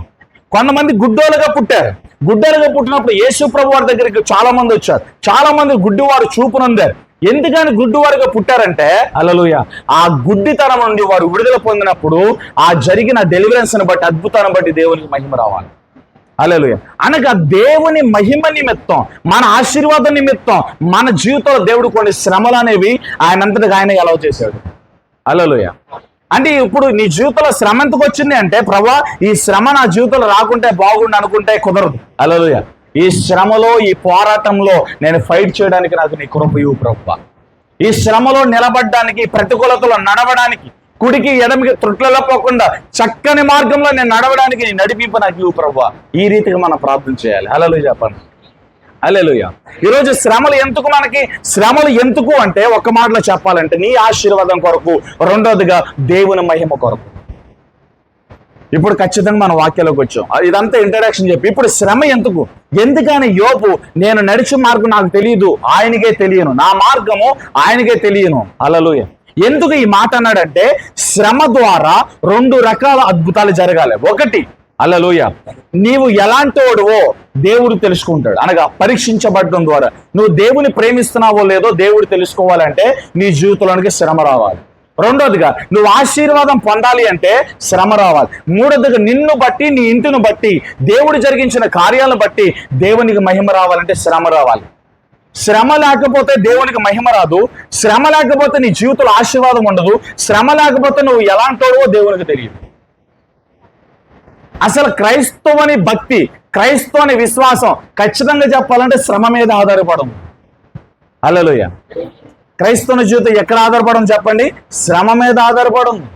శ్రమ ద్వారా నువ్వు దేవునికి నమ్మకస్తుడో లేదో తెలుస్తుంది. రెండోదిగా శ్రమ ద్వారా నువ్వు దీవించబడతావు. మూడోదిగా దేవుడు జరిగించిన కార్యాలను బట్టి శ్రమలలో దేవునికి మహిమ కలగాలి. ఈ మూడు కార్యాలు జరగాలి అంటే నీ జీవితంలోనికి శ్రమ రావాలి. హల్లెలూయా. నాకెందుకు ఈ శ్రమ, నాకెందుకు ఈ కష్టం అనుకుంటే నువ్వు దీవించబడవు. హల్లెలూయా. Praise lord. చేతులు తల చెప్పండి. ఒక శిల్పి దగ్గరికి బండెలు అడుగుతుంది, ఇదిగో నేను నిరుపయోగంగా ఉన్నాను, అందరూ కూడా నన్ను చూస్తున్నారు కానీ ఎవరూ పట్టించుకుంటలేదు, నాకు విలువ వచ్చులాగున, నాకు ఒక మహిమ ఇచ్చులాగున, అందరి దృష్టి నా మీద పడులాగన, అందరూ నన్ను చూసి ఆనందించేలాగన నన్ను ఏదో ఒకటి చేయవని చెప్పి ఒక బండ ఒక శిల్పి చేతికి అప్పగించుకుందంట. హల్లెలూయా. ఆ శిల్పి దాన్ని చూచి ఒక ఆకారం కలిగి ఉండి, లోపట మనసులో ఒక ఆకారం కలిగి ఉండి, ఈ బండను, ఈ రాతిని నేను ఒక మంచి ఆకారంలో చెప్తాను. ఒక ఆలోచన కలిగి ఉన్నాడు, లోపల ఒక తలంపు కలిగి ఉన్నాడు. ఆ ఆలోచన బట్టి చక్కని రూపాన్ని చెక్తూ ఉండగా ఆ బండను సుత్తుతో కొడుతున్నాడు, మేకుతో కొడుతున్నాడు, సుత్తుతో కొడుతున్నాడు. ఆ బండ నొప్పి, అమ్మో వద్దు వద్దు అంటాను. హల్లెలూయా. Praise Lord. నువ్వే కదా దీవించమన్నావు, నువ్వే కదా అందరి కన్నులు నా మీద ఉండాలి, అందరూ నా వైపు చూడాలి, అందరూ నన్ను బట్టి ఆనందించాలని అడిగింది నువ్వే కదా. హల్లెలూయా. నీకు ఒక రూపం రావాలంటే నువ్వు ఈ శ్రమలోనికి రావాలి. నేను కొడతానప్పుడు నువ్వు ఓర్చుకోవాలి. హల్లెలూయా. సుత్తి దెబ్బలు నీ మీద పడుతున్నప్పుడు నువ్వు ఓర్చుకుంటేనే, నువ్వు తట్టుకోగలుగుతాను, నీకు ఒక రూపాన్ని నేను ఇవ్వగలుగుతాను. హల్లెలూయా. అందరికీ నువ్వు ఆశీర్వాదకరంగా ఉండాలి అంటే, నువ్వు దీవెనకరంగా ఉండాలంటే ఆ శిల్పుతో ఆ వ్యక్తి చెప్పిన మాట తెలిసి నువ్వు ఓర్చుకోవాలి. హల్లెలూయా. దెబ్బలు పడుతున్నాయి, మామూలుగా తగులుతలేదంట ఆ బండకి, దెబ్బలు గట్టిగా తగులుతున్నాయి, పెచ్చులు ఊడొచ్చేస్తున్నాయి. ఎక్కడ పెచ్చు ఓడగొట్టాలి అక్కడ పెచ్చు ఓడగొడుతున్నాడు, ఎక్కడ చెక్కాలి అక్కడ చెప్తున్నాడు, ఎక్కడ ఉంచాలి అక్కడ ఉంచుతున్నాడు. హల్లెలూయా. కొన్ని రోజులకి బండగా ఉన్న ఆ బండ హల్లెలూయా చక్కని బొమ్మలాగా ఒక చక్కని శిల్పంలా తయారైపోయింది. హల్లెలూయా. వెళ్ళేవారు వచ్చేవారందరూ వావ్ ఇది చాలా బాగుందని చెప్పి అందరూ కూడా ఆ శిల్పం కూడా ఆగి దాంతో హల్లెలూయా భలే ఉందనని వెళ్తున్నారు. చేతులు తెలియజెప్పండి. అంటే ఆ శిల్పానికి ఎప్పుడు ఆకారం వచ్చింది, ఆ శిల్పానికి ఎప్పుడు రూపం వచ్చింది అంటే శిలి చేతిలో. హల్లెలూయా. ఆ శిల్పి చేతిలో కొట్టబడినప్పుడు, ఆ శిల్పి చేతిలో చెక్కబడినప్పుడు, ఆ చెక్కుతున్నప్పుడు ఎలా ఉన్నాడు దానికి చెప్పండి. ఆ శిల్పి దాన్ని చెక్కుతున్నప్పుడు ఎలా ఉంది? దానికి చాలా బాధ ఉంది. ముక్కలకు విరిగిపోయింది, ముక్కలకు విరిగిపోయింది, సుత్తు దెబ్బల కింద. హల్లెలూయా. సుత్తి చేత కొట్టబడిన తర్వాత ఒక రూపాన్ని కలిగింది. ఇదే చెప్పాడు ఎగ్జాక్ట్ గా ఇర్మియాతో దేవుడు పిలిచి, ఇర్మియా అర్జెంటుగా నువ్వు ఎక్కడికి వెళ్ళాలి? కొమ్మరవాని ఇంటికి వెళ్ళు. హల్లెలూయా. వెళ్ళి నిలబడి, అక్కడ నేను నీతో మాట్లాడతాను. ఇర్మియా గ్రంథం 18వ అధ్యాయంలో కొమ్మరవాని ఇంటికి వెళ్ళి అక్కడ నిలబడి చూస్తూ ఉండగా సారపైన మట్టి పెట్టి ఒక పాత్రను చేస్తూ ఉండగా అది విడిపోతూ ఉంది. మరలా ఆ మట్టిని మరలా మెత్తగా చేసి సారపైన పెట్టి. హల్లెలూయా. చెల్లి చెప్పండి. ఎందుకు ఈ మాట చెప్తాను తెలుసా? దేవుడు నిన్ను దీవించడానికి, దేవుడు నీకు ఒక రూపాన్ని ఇవ్వడానికి, దేవుడి సమాజంలో ఒక ప్రత్యేకమైన వ్యక్తిగా కుటుంబంగా నిన్ను నిలబెట్టడానికి దేవుడు కొన్ని సందర్భాల్లో తన చిత్తారమైన శ్రమల్లోనికి దేవుడు మనం తీసుకెళ్తాడు. హల్లెలూయా. ఆ శ్రమలు నాకెందుకు అనుకోవద్దు, ఆ శ్రమలు నాకెందుకే వచ్చినాయి అనుకోవద్దు, ఆ శ్రమల ద్వారా నేను చాలా ఇబ్బంది పడుతున్నా అనుకోవద్దు. ఆ శ్రమల్లో నువ్వు నిలబడగలిగినప్పుడే నువ్వు దేవుణ్ణి ప్రేమిస్తున్నావు లేదో తెలుస్తుంది. హల్లెలూయా. ఆమె శ్రమలో నువ్వు నిలబడినప్పుడే దేవుని ప్రేమిస్తున్నావు లేదో తెలుస్తుంది. హల్లెలూయా. రెండోదిగా నువ్వు దేవునికి నమ్మకస్తులు కాదు దేవుడు తెలుసుకోవాలంటే శ్రమ కావాలి. శ్రమ లేకపోతే మనం నమ్మకస్తులమో కాదో తెలుసుకోలేం. హల్లెలూయా. నువ్వు నమ్మకస్తులు కదా అందరూ అంటావు నేను నమ్మకస్తులమే, కానీ దేవుడు అలా ఊరుకోడు. దేవుడు పైరూపాన్ని చూడు, దేవుడు అంతరంగాన్ని చూస్తాడు. అబ్రహాము లాంటి వ్యక్తినే దేవుడు పరీక్షించాడు. హల్లెలూయా. అందుకే రోమపత్రికలు రాయబడింది కదా, చూడండి. రోమపత్రిక 5వ అధ్యాయం 3వ వాక్యంలో శ్రమ ఓర్పు పరీక్ష నిరీక్షణ కలగజేయనని ఎరిగి 5వ అధ్యాయం 4వ వాక్యంలో శ్రమల యందు అతిశయపడుదుము. హల్లెలూయా. శ్రమ ఏం కలిగిస్తుందంట? ఓర్పు కలిగిస్తుంది. అంటే ఇక్కడ దేవుడు తన చిత్తంలో మన జీవితంలోనికి శ్రమ తీసుకొచ్చినప్పుడు మనం ఏం చేయాలి తెలుసు? ఓర్చుకోవాలి, ఓర్పు ఉండాలి. ఆ బండ శిలి చేతికి అప్పగించుకున్నప్పుడు అది ఓర్చుకుంది. సుత్తి దెబ్బలు తగులుతున్నప్పుడు అది ఓర్చుకుంది. Praise Lord. ఈ లోకంలో నీ జీవితంలో ఎన్ని శ్రమలు వచ్చినాయో, ఎంతమందిని నిందిస్తున్నారో, ఎంతమంది నీకు వ్యతిరేకంగా మాట్లాడుతున్నారో నువ్వు వాటిని పట్టించుకోవద్దు. కొద్ది సమయం ఓపిక పట్టగలిగితే, ఆ కొద్ది సమయం కూడా నీవు దేవుడు నీకు ఇచ్చిన దాన్ని నువ్వు పట్టుకోగలిగితే, హల్లెలూయా, ఆమేన్. దేవుడు నీకు ఇచ్చిన దాన్ని జాగ్రత్తగా కాపాడుకోగలిగితే, దేవుడు కొన్ని రోజుల్లోనే, కొన్ని దినాల్లోనే ఆయన సమయం వచ్చినప్పుడు నిన్ను అన్ని స్థితుల్లో కూడా ఇచ్చేస్తాడు. హల్లెలూయా, ప్రైజ్ ది లార్డ్. యాకోబు జీవితంలో చూసినట్లయితే యాకోబుకి తెలుసా ఎటు నడవాలో? యాకోబు యాత్ర యాకోబుకి తెలుసా? యాకోబు జీవితంలో దేవుడు కలగజేసుకోలేదా? యాకోబు యొద్దకు దేవుడు లుచ్చిని వేసి మాట్లాడలేదా? యాకోబుతో దేవుడు నిబంధన చేయలేదా? నీ తండ్రి అయిన అబ్రహాము దేవుణ్ణి నేను, హల్లెలూయా, ఇస్సాకు దేవుణ్ణి, వారికి తోడైనట్లుగా నీకు తోడై ఉంటానని అబ్రహాము దేవుడు, ఇస్సాకు దేవుడు యాకోబుతో మాట్లాడాడు. నీతో చెప్పినది, నీతో మనవ చేసిన నిబంధన స్థిరపరిచే వరకు నేను ఎప్పుడు విడిచిపెట్టనని దేవుడు వాగ్దానం చేశాడు. హల్లెలూయా. యాకోబు జీవితం అంతా కూడా శాపముతో నింపబడి ఉన్న జీవితం. యాకోబు జీవితం నెమ్మది లేదు. ఏశావు చేత తరవబడుతున్న జీవితంలో దేవుడు కలగజేసుకున్నాడు. యాకోబును శ్రమల కొలుములకు నడిపించాడు. యాకోబును సువర్ణ పాత్రగా మార్చాడు. ఇక యాకోబు కాదు, ఇశ్రాయేలు. ఓ ఇశ్రాయేలు, నీ భాగ్యం ఎంతో గొప్పది. దేవుని చేత ప్రేమించబడిన ఇశ్రాయేలు, హల్లెలూయా, దాని భాగ్యం ఎంతో గొప్పది.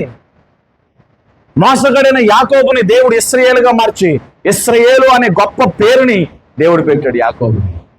హల్లెలూయా. దేవుని చేత ప్రేమించబడిన ఓ పట్టణమా, ఇశ్రాయేలు నీ భాగ్యం ఎంత గొప్పది. నిన్ను పోలిన వాడు అవడం. ఎందుకు ఇశ్రాయేలుకి అంత గొప్ప పేరు వచ్చింది, అంత మహిమ వచ్చిందంటే దేవుని చేత ప్రేమించబడిన పట్టణం అది. దేవుని చేత ప్రేమించబడిన యాకోబుని దేవుడు ఇశ్రాయేలుగా మార్చాడు. హల్లెలూయా, ప్రైజ్ లార్డ్ చెప్పండి. అందుకే దేవుడు తనను ప్రేమించిన వారిని ఏం చేస్తాడంట? గాయం చేస్తాడు, గద్దిస్తాడు. చూడండి ఒకసారి హెబ్రీ పత్రిక 12వ అధ్యాయం 11వ వచనం చూడండి. మరియు ప్రస్తుతమందు సమస్త శిక్షయు దుఃఖకరముగా కనబడినే గాని సంతోషకరముగా కనబడదు. హల్లెలూయా. అయినను దాని యందు అభ్యాసము కలిగిన వారికి అది నీతియును సమాధానకరమైన ఫలమిచ్చును. హల్లెలూయా. అంటే శ్రమలో మనం ఓర్చుకోగలిగితే, శ్రమలో నిలబడగలిగితే ఏ ఫలం వస్తుందని చెప్పండి? సమాధానకరమైన ఫలం వస్తుంది. హల్లెలూయా, ప్రైజ్ ది లార్డ్. ఒకవేళ ఈ శ్రమ నాకెందుకు, ఈ కష్టం నాకు ఎందుకు అనుకుంటే ఇదే అధ్యాయులు రాయబడింది, మన దుర్భీషణం అయిపోతాం. చూడండి ఒకసారి అదే మాట. హల్లెలూయా. 5వ వచనం చూడండి. నా కుమారుడు ఆ ప్రభు చే శిక్షను తృణీకరించుకము, ఆయన నేను గద్దించినప్పుడు విసుకమాకము. ప్రభువు తాము ప్రేమించిన వారిని శిక్షించి తాము స్వీకరించు ప్రతి కుమారుణ్ణి దండించును. హల్లెలూయా. అని కుమారులతో సంభాషించినట్లు మీతో సంభాషించును. ఆయన హెచ్చరికను మరిచితిరి, శిక్షాఫలము పొందుటకే మీరు సహించుచున్నారు. దేవుడు కుమారులుగా మిమ్మను చూచుచున్నాడు. హల్లెలూయా. తండ్రి శిక్షంపని కుమారుడు ఎవడు? ఆమేన్. తండ్రి శిక్షంపని కుమారుడు ఉన్నారా? మన పిల్లల్ని ఖచ్చితంగా ఏం చేస్తాం? మనం వాళ్ళ మాట వినకపోతే పెడతాము, గద్దిస్తాం, శిక్షిస్తాం. హల్లెలూయా, ప్రైజ్ ది లార్డ్. తర్వాత ఏమంటారు మనం చూడండి.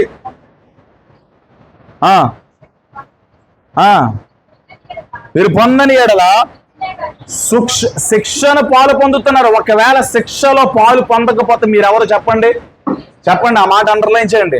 నాకు శ్రమ వద్దు, నాకు కష్టం వద్దు, దేవుని గద్దింపొద్దు, అన్ని వాగ్దానాలే కావాలి, ప్రసంగాలను ఆశీర్వాదమైన ప్రసంగాలు చేస్తే బాగుండు, ఆదరణకరమైన మాటలు చెప్తే బాగుండు, శ్రమతో కూడిన ప్రసంగాలు వద్దు, గద్దింపుతో కూడిన ప్రసంగాలు వద్దు అంటే నువ్వు దుర్భీషంలో ఉన్నావు, దుర్భీషంలో నాటుపడుతున్నావు. హల్లెలూయా, ప్రైజ్ ది లార్డ్. దేవుడు ఇచ్చే శిక్షను మనం తృణీకరించకూడదు. దేవుడిచ్చే గద్దింపును తృణీకరించకూడదు. దాన్ని మనం ఏం చేయాలంట? అంగీకరించాలి.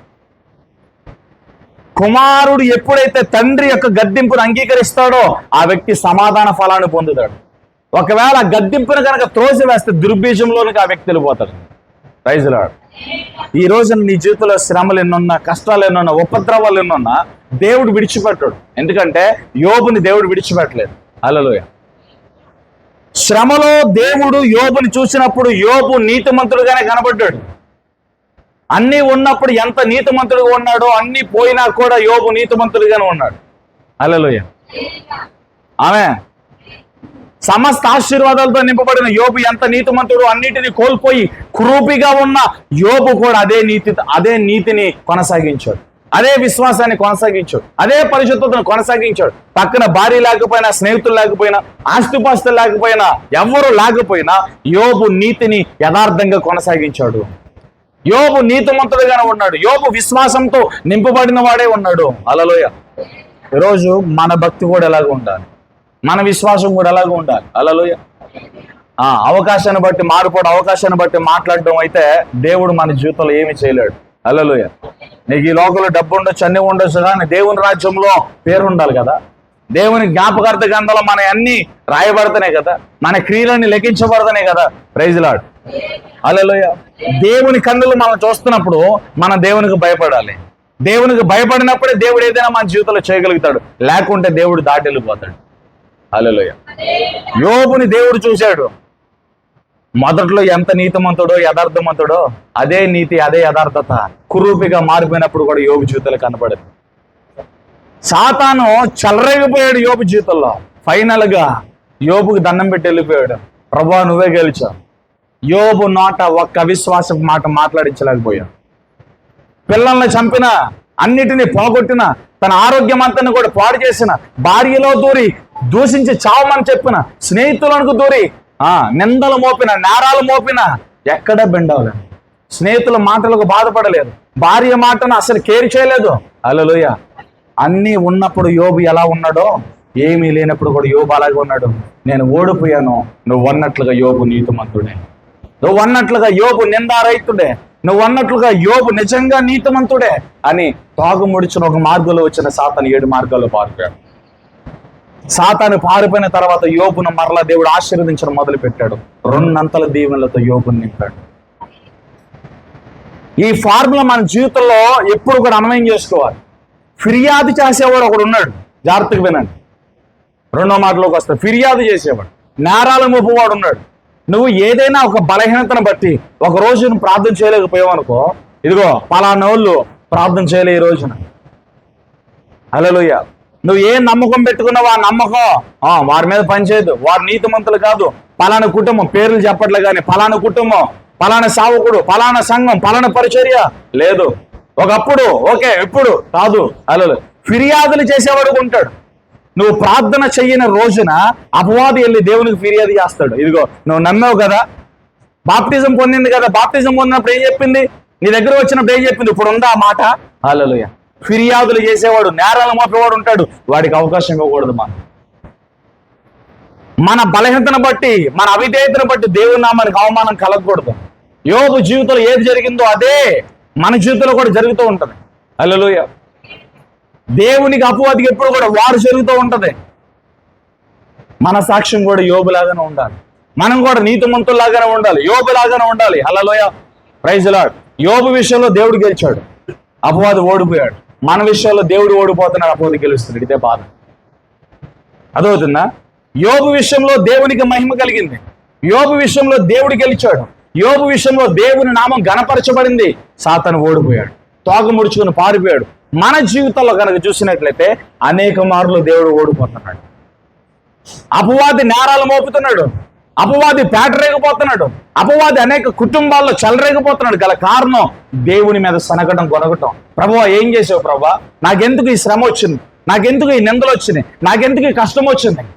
హల్లెలూయా. అంటే నీ జీవితంలోనికి శ్రమ వచ్చిందని, కష్టం వచ్చింది, నువ్వేమంటున్నావు, ఎందుకు ప్రభు ఈ కష్టం, ఎందుకు ప్రభు ఈ శ్రమ, నాకే ఎందుకు ఇలా కలగాలి, నా బిడ్డకి ఎందుకు ఇలా జరగాలి, నా భర్తకి ఎందుకు ఇలా జరగాలి, నా ఉద్యోగం ఎందుకు ఇలా అవ్వాలి, నా వ్యాపారం ఎందుకు ఇలా అవ్వాలి, నాకు పుట్టిన పిల్లలు ఎందుకు ఇలా పుట్టాలి. నీకు పుట్టిన పిల్లలను బట్టి, నీ ఉద్యోగాన్ని బట్టి, నీ వ్యాపారాన్ని బట్టి, నీ జాబ్ను బట్టి, నీ భర్తను బట్టి, నీ పిల్లలను బట్టి ఎన్నిసార్లు దేవుని నువ్వు తిరస్కరిస్తున్నావో, నీకు జరిగిన కష్టాలను బట్టి, ప్రతికూలతను బట్టి దేవుని ఎన్నిసార్లు ప్రశ్నించావో. యోబు అలా చేయలా. యోబు తన నష్టపోయి, తన రిక్తుడిగా మారిపోయి దేవుని గెలిపించాడండి. యోబు విశ్వాసం ఎక్కడ, మన విశ్వాసం ఎక్కడ? యోబు భక్తి ఎక్కడ, మన భక్తి ఎక్కడ? యోబు తన సమస్తాన్ని కోల్పోయి, యోబు 10 మంది పిల్లల్ని చంపుకొని, అన్నిటినీ పోగొట్టుకుని, కనీసం శరీరం కూడా మంచిగా లేని స్థితిలో కూడా అన్ని విధాల యోబు నష్టపోయి దేవుని గెలిపించాడండి. బతుకున్నారా? యోబు అన్ని విషయాల్లో నష్టపోయి యోబు దేవుని గెలిపించాడు. కానీ మనం ప్రతిరోజు దేవుని శోధిస్తున్నాం, దేవుని ఆత్మను ఆర్పుతున్నాం, దేవుని ఆత్మను దుఃఖపరుస్తున్నాం. మనల్ని బట్టి పరిశుద్ధాత్మ దేవుడు ప్రతి నిత్యము కూడా ఆయన దుఃఖపడుతూ ఉంటాడు. హల్లెలూయా. ఈరోజు అలాగా మనం ఉండకూడదు, శనిగే వారం ఉండకూడదు, గొనిగే వారం ఉండకూడదు. శ్రమ ఎందుకు? నీ దీవెనకి. శ్రమ ఎందుకు? నేను సువర్ణంగా మార్చడానికి. శ్రమ ఎందుకు? ఆ శ్రమలో నువ్వు నిలబడినప్పుడు దేవుడిచ్చే విజయాన్ని బట్టి దేవునికి మహిమ కలగాలి. హల్లెలూయా. శ్రమను బట్టి నువ్వు దీవించబడతావు. శ్రమ లేకపోతే నీ జీవితంలో దీవెన రాదు. గుర్తుపెట్టుకో, ముగించేస్తూ ఉన్నా. శ్రమను బట్టి నువ్వు దీవించబడతావు. హల్లెలూయా. శ్రమను బట్టి నువ్వు ఎట్టివాడివో పరీక్షించబడతావు. నువ్వు ఎలాంటి వాడువు, నీ విశ్వాసపు స్థాయి ఏంటో పరీక్షించబడతావు. చూడండి, మీకు కూడా చాలా అనుభవాలు ఉంటాయి నాకు తెలిసి. హల్లెలూయా. అన్నీ ఉన్నప్పుడు అందరూ నీ దగ్గరకు వస్తారు. నువ్వు అప్పుల్లోకి వెళ్ళినప్పుడు, అనారోగ్యంలో ఉన్నప్పుడు, బాధలో ఉన్నప్పుడు నీ దగ్గర సహాయం పొందిన వాళ్ళు ఎవరు రారు. గుర్తు చేసుకోండి ఒకసారి. హల్లెలూయా. అంటే ఎవరు మనస్తత్వం ఎలాంటోడో, ఎవరు ఎలాంటోడో నీకు ఎప్పుడు అర్థమైంది? అన్నీ ఉన్నప్పుడు అర్థమైంది, ఏమీ లేనప్పుడు అర్థమైంది. చెప్పండి. అన్నీ ఉన్నప్పుడు అందరూ నా వారే అనుకున్నావు, అందరిని కలుపుకుని వెళ్ళావు, అందరికీ సహాయం చేసావు. ఇప్పుడు నీ పరిస్థితి బాగోలే. అది అప్పో, రోగమో, వ్యాధో తర్వాత సంగతి. ఏదో ఒక బలహీనతను బట్టి అన్నీ పోగొట్టేసుకున్నావు. నువ్వు అప్పుల్లోకి వెళ్ళిపోయావు, రోగంలోకి వెళ్ళిపోయి, వ్యాధులకు వెళ్ళిపోయి, వ్యాధులకు వెళ్ళిపోయావు. ఇప్పుడు నీ చుట్టూ ఉన్న బంధువులు, స్నేహితులు, నీ దగ్గర సహాయం పొందిన వారు అందరూ కూడా ఉన్నత స్థితిలో ఉన్నారు. ఆ ఉన్నత స్థితిలో ఉన్నవారు ఎవరూ కూడా నువ్వు కురూపిగా ఉన్నప్పుడు, ఒంటరివాడిగా ఉన్నప్పుడు, నిస్సహాయ స్థితిలో ఉన్నప్పుడు, మూలుగుతూ ఉన్నప్పుడు, రోగిగా ఉన్నప్పుడు ఏ ఒక్కడు కూడా నీ దగ్గరకు వచ్చి సహాయం చేయడు. అంటే ఎవరు ఎలాంటోడు ఎప్పుడు తెలిసింది నీకు? నీకు శ్రమ వచ్చినప్పుడు, నీకు కష్టం వచ్చినప్పుడు. ఎవరు నీ దగ్గర నిలబడ్డారో, ఎవరు నీ దగ్గర నిలబడలేదో అప్పుడు తెలుస్తుంది. హల్లెలూయా. దేవుడు కూడా అంతే. దేవుడు నిన్ను చూస్తాడు. దేవుడు నిన్ను ప్రమోట్ చేయడానికి, ఉన్న స్థితి నుండి పై స్థితికి తీసుకెళ్ళడానికి దేవుడు నీకు ఒక పరీక్ష పెడతాడు, ఒక శ్రమను ఎలా చేస్తాడు. దేవుడు తనంతకు తాను ఒక శ్రమను తీసుకొచ్చి నీ జీవితంలో పెడతాడు. ఆ శ్రమలో నిన్ను పడేస్తాడు. దేవుని కన్నులు నిన్ను చూస్తూ ఉంటాయి. ఆ శ్రమలో నీ బిహేవియర్ అంతా దేవుడు గమనిస్తాడు. నీ యాటిట్యూడ్స్ అన్నిటిని కూడా దేవుడు గమనిస్తాడు. నీ మాటలు, నీ చూపులు ఎలా ఉన్నాయి. సంపద స్థితిలో ఉన్నప్పుడు ఓకే, ఇప్పుడు ఈ గాయములు ఉన్నప్పుడు, ఈ బాధలో ఉన్నప్పుడు నువ్వు ఎలా ఉన్నావో దేవుడు పరీక్షిస్తాడు. హల్లెలూయా. చాలా మంది ఆ కష్టంలో, ఆ శ్రమలో, ఉపద్రవాల్లో దేవుడు నన్ను విడిచిపెట్టేశాడని, దేవుడు అన్యాయస్తుడిగా ఉన్నాడని, దేవుడు నన్ను పట్టించుకోలేదని చాలా మంది అపార్థం చేసుకుని దేవుని సన్నిధికి దూరం అయిపోతారు. దేవుడు నిన్ను ప్రమోట్ చేయడానికి, దేవుడు ఉన్న స్థితి నుండి అధిక స్థితిలోనికి దేవుడు నేను తీసుకెళ్ళడానికి తనంతలకు తాను ఒక శ్రమను ఎలా చేశాడు. ఆ శ్రమలో నువ్వు నిలబడాలి, ఆ ప్రతికూలతలో నువ్వు నిలబడాలి, ఆ కష్టంలో నువ్వు నిలబడాలి. ఆ శ్రమలో, ఆ కష్టంలో, ఆ ప్రతికూలతలో నువ్వు నిలబడినప్పుడే రెండంతల ఆశీర్వాదం. యోబు జీవితంలో ఉన్న 10 మంది పిల్లలు ఉన్నారా? పోయారా? చచ్చిపోయారు. హల్లెలూయా. ఆస్తిపాస్తులు ఉన్నాయా? ఒకప్పుడు ఉన్నాయి, ఇప్పుడు లేవు. హల్లెలూయా. భార్య ఒకప్పుడు ఉంది, ఇప్పుడు లేదు. స్నేహితులు ఒకప్పుడు ఉన్నారు, ఇప్పుడు లేదు. అంటే యోబు అంత ఆశీర్వాదంతో ఉన్న యోబు కురూపిగా మారిపోయాడు. దేవుని కన్నులు యోబుని కనిపెడుతూనే ఉన్నాయి. సాతానుగాడు సింహాసనం వేసుకుని యోబు దగ్గరే కూర్చున్నాడు. చెవి నెక్కపరుచుకుని వింటున్నాడు. ఎక్కడన్నా ఏదన్నా ఒక చిన్న హల్లెలూయా మాట, ఒక్క చిన్న మాట వస్తుందేమో, ఆ మాట పట్టుకుని వెళ్ళి ఫిర్యాదు చేయడానికి ఫిర్యాదుస్తున్నాడు. నేరాల మోపవాడు, కొండిగాడు, అబద్ధికుడు, అబద్ధములకు జనకుడైన సాతాను యోబు దగ్గరే తెస్టేసుకుని కూర్చున్నాడు. హల్లెలూయా. యోబు తనంతరకు తనేం మాట్లాడతలేదు. భార్యలోనికి దూరి ఎందుకు యోబు యథార్థతను విడిచిపెట్టలా? అంటే యోబు అపవాది కాన్సెప్ట్ ఏంటి? కష్టంలో యథార్థత విడిచిపెట్టాలి. హల్లెలూయా. కష్టంలో చాలా మంది యథార్థత విడిచిపెట్టేస్తారు. కష్టం వచ్చినప్పుడు నేను ఎందుకు చర్చికి రావాలి? దేవుడు నాకేం చేశాడు? హల్లెలూయా. నా పిల్లల జీవితంలో ఎందుకు ఇలా జరిగింది? నా భర్త జీవితంలో ఎందుకు జరిగింది? నాకే కష్టం ఎందుకు రావాలి? దేవుడు నాకు ఏం చేశాడండి? నేను చర్చికి రానేక, నేను బైబిల్ చదవనేక, నేను సంఘం మానేస్తాను. హల్లెలూయా. యోబు కూడా అలా అనుకుంటే రెండంతల ఆశీర్వాదం ఉండేదా? చెప్పండి. మరి నువ్వెందుకు అనుకుంటున్నావు దేవుడు అన్ని చేస్తాడండి? హల్లెలూయా. యోబు అలా అనుకోలే. తన భార్య ఒకే ఒక మాట ఉంది, ఏమి తిట్లా, నీ యథార్థతను విడిచిపెట్టి చచ్చిపో, దేవుడు దూషించి చచ్చిపో. ఈ 2 మాటలే పలికింది. అది కూడా అపవాది ప్రమేయంతోనే. యథార్థతను విడిచిపెడితే ఏమవుతుంది? కష్టంలో యథార్థతను విడిచిపెడితే అపవాది హల్లెలూయా నీ జీవితంలోకి యజమానుడు అయిపోతాడు. నీ ప్రాణానికి ఆయాసాన్ని కలిగిస్తాడు. నీ ప్రాణం దేవుడి చేతిలో ఉంటది, కానీ నిన్ను ఎన్ని విధాలుగా నష్టపరచాలి అన్ని విధాలుగా నష్టపరిచేస్తాడు. అందుకే అపవాదికి చోటు ఇవ్వద్దు. అపవాదిని ఎదిరించుడు వాడి మీ అద్దరుండి పారిపోతాడు. హల్లెలూయా. కష్టాలు కలిగినప్పుడు, అవమానాలు కలిగినప్పుడు, ఇబ్బందులు ఎదురైనప్పుడు చాలా మంది ఇదే మిస్టేక్ చేస్తున్నారండి. యథార్థతను విడిచిపెట్టంటారు. ఇంకెందుకని ఇంతకాలం ఉపవాసం ఉన్నానండి, ఇంతకాలం భక్తి చేశానండి, ఇంతకాలం నేను బాప్తిజం పొంది 10 సంవత్సరాలు, 20 సంవత్సరాలు, 15 సంవత్సరాలు, ఇంతకాలం నేను భక్తి చేశా, ఇంతకాలం నేను సేవకుడికి అందుబాటులో ఉన్నా, పరిచర్యలో ఉన్నా, అన్ని విధాలుగా వాడబడ్డా, దేవుడు నాకేం చేశాడు, నా జీవితంలో కష్టాలు తప్ప ఏమీ లేవు అనేవాళ్ళు చాలా మంది ఉంటారు. హల్లెలూయా. దేవుడు ఏం చేయాలా? నువ్వు బ్రతుకుండటానికి దేవుడు కృపవలేదా? నీవు నీ ఇంటి వారు నశించిపోకుండా ఇంకా క్షేమవృద్ధి పొందడానికి దేవుడు కృపవలేదా? దేవుడు కృప లేకుండా నువ్వు బ్రతికి బట్టగట్టావా? దేవుడు సహాయం లేకుండా నువ్వు రోడ్డు మీదకి వెళ్ళి క్షేమంగా ఇంటికి వచ్చావా? హల్లెలూయా. మనకు కనపడకుండా అపవాదైన సాతాను ఎన్నో ప్రమాదాలు, ఎన్నో కీడులు, ఎన్నో దొంగ ఉచ్చులు పన్నేశాడు. దేవుడు కునుకక నిద్రించక అనేక దొంగ ఊపుల్లో నుండి, ఉచ్చుల్లో నుండి దేవుడు మనల్ని కాపాడుకుంటూ వస్తున్నాడు. కొన్ని గ్రహిస్తాము, కొన్ని గ్రహించాం, కొన్ని గ్రహించగలుగుతాం, కొన్ని గ్రహించలేం. దేవుడు కంటికి రెప్పలా మనల్ని కాపాడుకుంటూ వస్తున్నాడు. నీ యథార్థత మీద వాడు పాయింట్అవుట్ చేస్తాడు. నీ సాక్ష్యాన్ని పోగొట్టడానికి, నీ యథార్థతను పోగొట్టడానికి, నీ పరిశుద్ధతను పోగొట్టడానికి. హల్లెలూయా. Praise the Lord. ఈ రోజున చాలా కుటుంబాలు పాడైపోవడానికి, అక్రమ సంబంధాలకు వెళ్ళిపోవడానికి కారణం ఇదే. నేను కొన్ని చూస్తాను అప్పుడప్పుడు ఫేస్బుక్లో, యూట్యూబ్లో ట్రోల్ అవుతూ ఉంటాయి. అక్రమ సంబంధాలు ఎందుకు పెట్టేవారని చెప్పి ఇప్పుడు బతుకు జట్కా బండి అలాంటివి వచ్చినాయి. హల్లెలూయా. నేను చూస్తూ ఉండగా మొన్న బతుకు జట్కా బండిలో ఒకటి కనపడింది. నువ్వెందుకమ్మా అక్రమ సంబంధం పెట్టుకున్నావు? నీ భర్త చక్కగా నిన్ను చూసుకుంటున్నాడు, నీ పిల్లల్ని చూసుకుంటున్నాడు, కష్టపడుతున్నాడు, నీకోసమే కదా, నువ్వెందుకు అక్రమ సంబంధాన్ని పెట్టుకున్నావు అని చెప్పి యువతల ఆవిడ అడిగింది. హల్లెలూయా. ఆవిడ ఎంత ఫన్నీ ఆన్సర్ చెప్పిందో తెలుసా? Praise the lord. కష్టపడుతున్నాడండి, అన్నీ నాకే పెడతాడండి, అన్నీ నాకే చేస్తాను, నా పిల్లల్ని బాగా చూసుకుంటాడండి. హల్లెలూయా. Praise the Lord. అంటూ ఏం చెప్పింది తెలుసా? నాతో టైం స్పెండ్ చేయట్లేదండి. ఏం చేయట్లా? హల్లెలూయా. ఒళ్ళు కొవ్వెక్కేసి కదా. బయటికి వెళ్ళిన భర్త ఉదయం నుండి సాయంత్రం వరకు కష్టపడి అనేక ఒత్తులతో, అనేక శ్రమలతో, బిడ్డల కోసం, భార్య కోసం, కుటుంబం కోసం తన జీవితాన్ని త్యాగం చేస్తూ ఉంటాడు. హల్లెలూయా.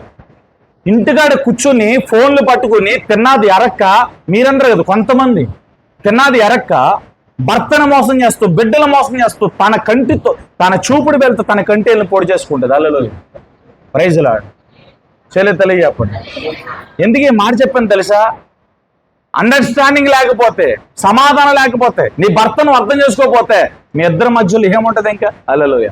కుటుంబాలు పాడైపోవడానికి కారణం భార్యాభర్తల జీవితాలకు అపవాది దాడులు ఎందుకు జరుగుతున్నాయంటే అవకాశం ఇవ్వటం బట్టే, పాపానికి అవకాశం ఇవ్వటం బట్టే, అక్రమ సంబంధానికి అవకాశం ఇవ్వటం బట్టే.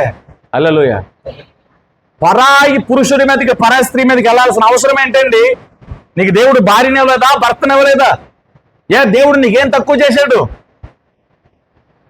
దేవుడు చక్కని భర్తను నీకు ఇచ్చాడు, చక్కని భార్యని నీకు ఇచ్చాడు, చక్కని పిల్లల్ని ఇచ్చాడు, చక్కని కుటుంబాన్ని దేవుడు నీకు ఇచ్చాడు.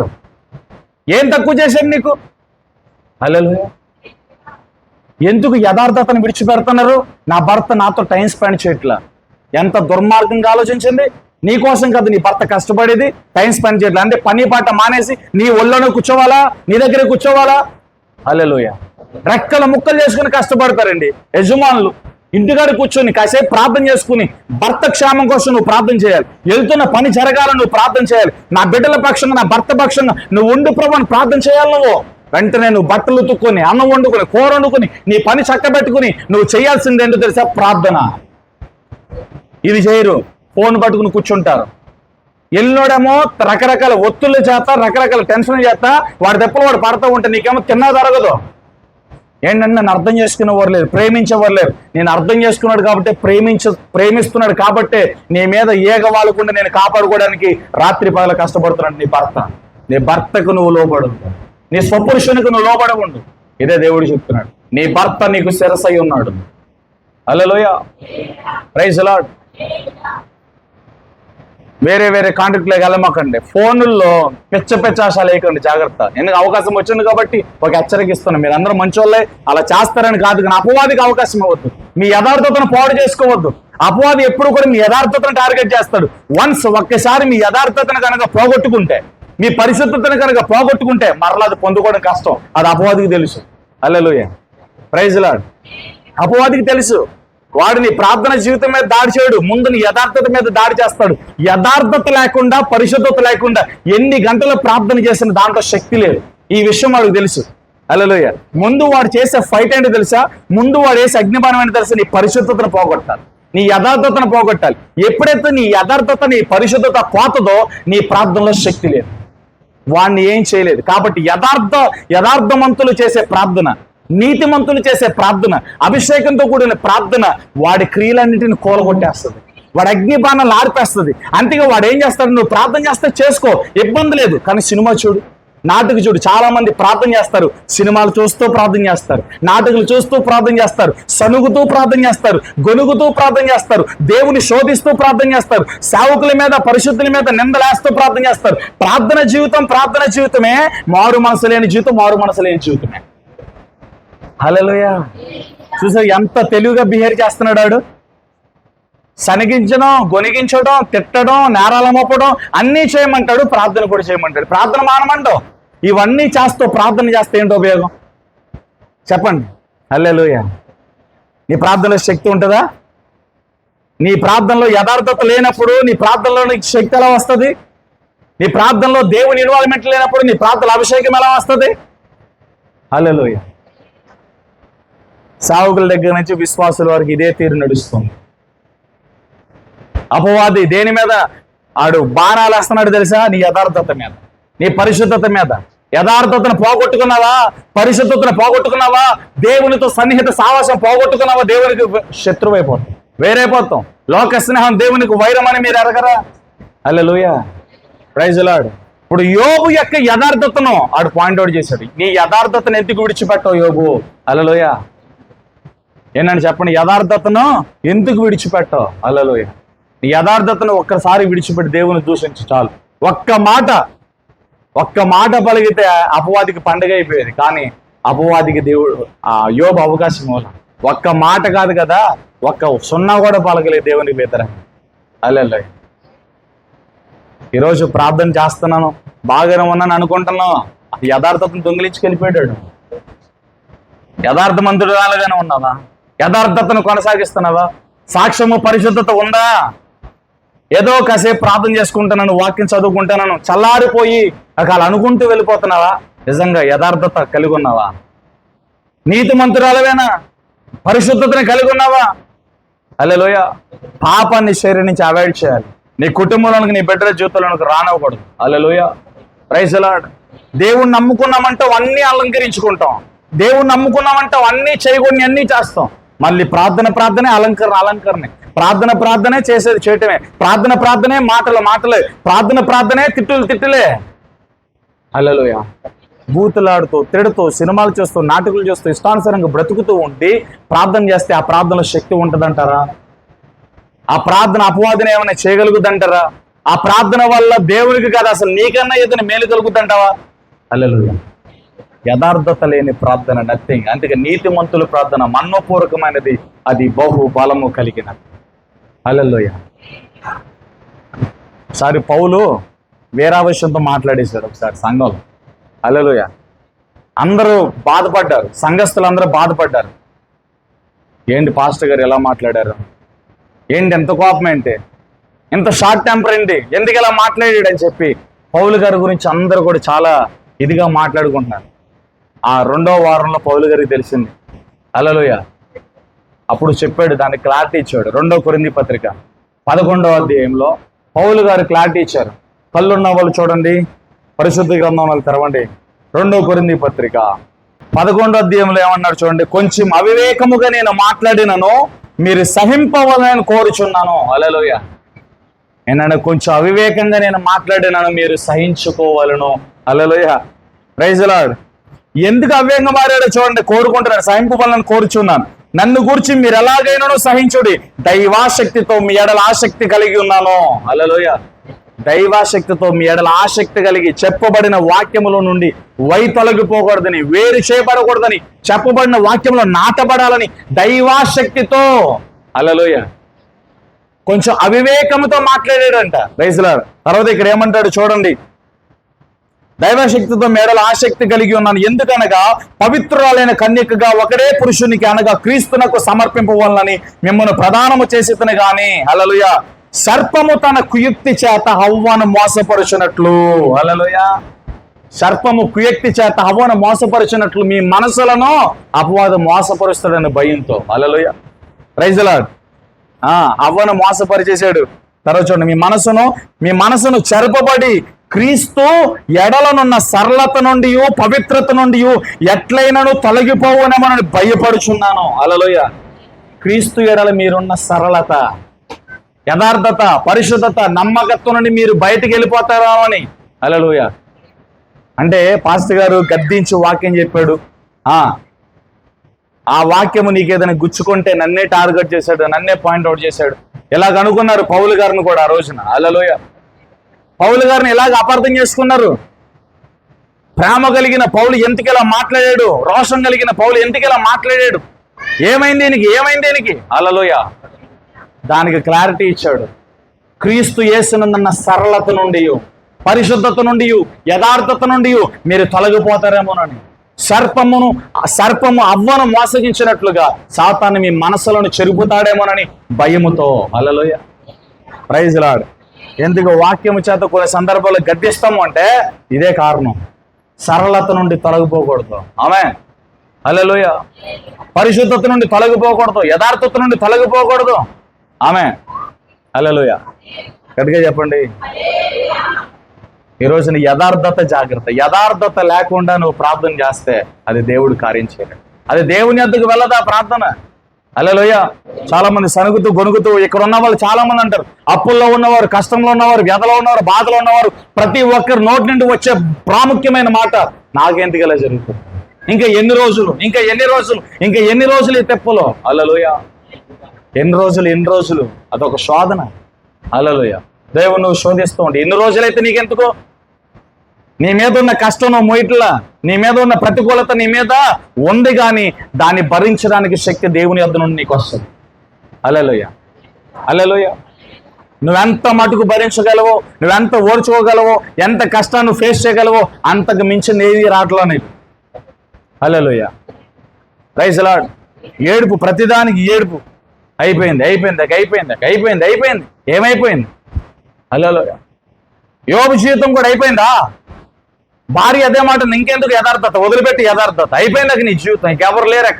హల్లెలూయా స్నేహితులు వచ్చి, వరే అంతరంగం ముందు నువ్వేదో పాపం చేసావు, అంతరంగం ముందు ఏదో తప్పు చేసావు, నువ్వు పైకి నీతిమంతుడుగా ఉన్నావు, కానీ లోపటి ఏదో జరిగించావు, అందును బట్టి దేవుడు నీ మీద కోపాన్ని రగిల్చాడు. అందుకే ఈ దుష్టస్థితి వచ్చింది. హల్లెలూయా ఇంకొక గొప్ప విషయం చెప్పాలంటే, ఆ స్నేహితులు యోబుతో పాటు 7 రోజులు ఉన్నారు. యోబుతో పాటు కలిసి ప్రార్థన చేశారు, యోబుతో పాటు బూడిదలో కూర్చున్నారు, యోబుతో పాటు. హల్లెలూయా 7 రోజులు స్పెండ్ చేసి వెళ్తా అన్న మాట అంటే తెలుసా? Praise the Lord. నువ్వేదో తప్పు చేసావు, ఏదో పాపం చేసావు. హల్లెలూయా పాపాన్ని బట్టే శ్రమలు రావు, పాపాన్ని బట్టే శాపాలు రావు, పాపాన్ని బట్టే కష్టాలు రావు. దేవుని మహిమ కొరకు కూడా కొన్ని వచ్చి ఉంటాయి. హల్లెలూయా దేవుని మహిమ కొరకు కూడా కొన్ని వచ్చి ఉంటాయి. ఒకవేళ దేవుని మహిమ కొరకు కానీ నీ జీవితంలో శ్రమ, కష్టము, ప్రతికూలతలు ఉంటే దేవుని సమయం వచ్చే వరకు, దేవుని టైం వచ్చే వరకు అది నీ జీవితంలో అలాగే ఉంటుంది. హల్లెలూయా దేవుని సమయం వచ్చిన తర్వాత దాన్ని దేవుడు తొలగిస్తాడు. దేవుడు ఆ కష్టం నుండి ఆయనంతటికి ఆయన తీయకుండా నువ్వు ఎన్నిసార్లు తీసుకోవాలని ప్రయత్నం చేసినా అది నీ వల్ల అవ్వదు. హల్లెలూయా దేవుడే దాని నుండి తీయాలి, దేవుడే దాని నుండి మిమ్మల్ని తప్పించాలి. ప్రైజ్ ది లార్డ్ చెప్పండి. కాబట్టి క్రీస్తు యేసునందున్న సరళత నుండి మీరు తొలగిపోకూడదు, యథార్థత నుండి తొలగిపోకూడదు, పరిశుద్ధత నుండి తొలగిపోకూడదు. అవ్వను సాతాను మోసగించినట్లుగా, సర్పం మోసగించినట్లుగా. ఇంకా అక్కడ చూసినట్లయితే రకరకాల వేరొక యేసు ప్రకటించబడుతున్నాడని చెప్తాడు అక్కడ. అందరు చెప్పేది యేసు ప్రభు బోధలాగానే ఉంటది, మరొక యేసు, అభిషేకం లేని యేసు. హల్లెలూయా పరిశుద్ధాత్మ దేవుని ఇన్వాల్వ్మెంట్ లేకుండా, కొంతమంది పరిశుద్ధాత్మ దేవుని నమ్మకుండా, అద్భుతాలు, స్వస్థతలు నమ్మకుండా, దేవుని కార్యాలు నమ్మకుండా చేసే సేవలు ఉన్నాయి. హల్లెలూయా వాక్యం సూపర్ గా చెప్తారు, ఇలా నుంచుని మాట్లాడుతూ 100 మంది 1000 మంది వినేవాళ్ళు ఉంటారు స్టేజ్ల మీద. Hallelujah praise the Lord. ఎన్ని 100 మంది వినేవాళ్ళైనా, ఎన్ని 1000 మంది వినేవాళ్ళైనా, ఆమె పరిశుద్ధాత్మ దేవుని నడిపింపలేని బోధ, ఆమె పరిశుద్ధాత్మ దేవుని ఇన్వాల్వ్మెంట్ లేని బోధ వేరొక క్రీస్తును ప్రకటిస్తుంది అనమాట. హల్లెలూయా. ఎందుకంటే యేసుని ప్రకటించవలసింది ఎవరు? పరిశుద్ధాత్మ దేవుడు. హల్లెలూయా. పరిశుద్ధాత్మ దేవుడు సేవకుడిలో నుంచి మాట్లాడాలి. ఏ సేవకుల నుంచి మాట్లాడతాడు పరిశుద్ధాత్మ దేవుడు? ఎవరైతే ఆత్మను ఒప్పుకుంటారో, ఎవరైతే పరిశుద్ధాత్మ దేవుని స్వాగతిస్తారో, ఎవరైతే పరిశుద్ధాత్మ దేవుని అంగీకరిస్తారో, ఎవరైతే పరిశుద్ధాత్మ దేవునితో నింపబడతారో వారిలో నుండి సర్వాధికారంతో పరిశుద్ధాత్మ దేవుడు మాట్లాడగలుగుతాడు, ఆత్మకార్యాలు చేయగలుగుతాడు. హల్లెలూయా.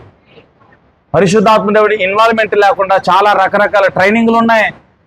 వాక్యం ఎలా చెప్పాలి, జనాలు ఎలా ఆకర్షించాలి, ఎలా చేయాలి, చాలా మ్యాజికల్ చేసే ట్రైనింగ్లు చాలా ఉన్నాయి. హల్లెలూయా. హల్లెలూయా. మనకి కావాల్సిన అసలు సెస్సలైన ట్రైనింగ్ పరిశుద్ధాత్మ దేవుని నడిపింపు. ఈ పరిశుద్ధాత్మ దేవుని నడిపింపు ఉన్న దైవజనుడు ఎక్కడ నిలబడిన దేవుడు కార్యాలు చేస్తాడు, ఎక్కడ నిలబడిన అద్భుతాలు జరుగుతాయి. Hallelujah. Praise the Lord. Praise the Lord. బతుకున్నారా? అటు మనకు కావాల్సిన పరిశుద్ధాత్మ దేవుని నడిపింపు. ఈ నడిపింపును కనుక మనం కలిగి ఉంటే యథార్థతను మనం పోగొట్టుకోం. ఎందుకని యథార్థతను పోగొట్టుకోమంటే అపవాది మనల్ని మోసగించడానికి వచ్చినప్పుడు మనలో ఉన్న పరిశుద్ధాత్మ దేవుడు తగిన జ్ఞానముతో మాట్లాడగలుగుతాం. అపవాది మనల్ని మోసగిస్తున్నప్పుడు మనలో నుంచి రావాల్సిన మెచ్యూరిటీ, జ్ఞానం రావాలి, ఆ తగిన ఆలోచన రావాలి. అపవాది మనల్ని మోసగిస్తున్నప్పుడు పరిశుద్ధాత్మ దేవుడు మనలో నుండి ఫైట్ చేస్తాడు. దానికి ప్రత్యుత్తరం ఇవ్వడానికి వాడు చేసే ఆ యుద్ధానికి మనం ఎదురుగా బాణం వేస్తాం అనమాట. హల్లెలూయా. Praise the Lord. ఎందుకంటే యేసు ప్రభు దగ్గరికి వెళ్ళి మాట్లాడలేదా? రాళ్ళను రొట్టెలుగా మార్చుకు తిను, దేవాలయం నుండి దూకే, నీ తండ్రి దూతలకు ఆజ్ఞాపించి నీ పాదములకు రాయి తగలకుండా నేను ఎత్తుపట్టుకుంటారు. హల్లెలూయా. అది మాత్రమే కాదు, సిలువకి వెళ్ళేటప్పుడు కూడా, సిలువ మోసేటప్పుడు కూడా గెత్సమనే తోటలో భయంకరమైన శోధనకు గురయ్యాడు యేసు ప్రభు. హల్లెలూయా.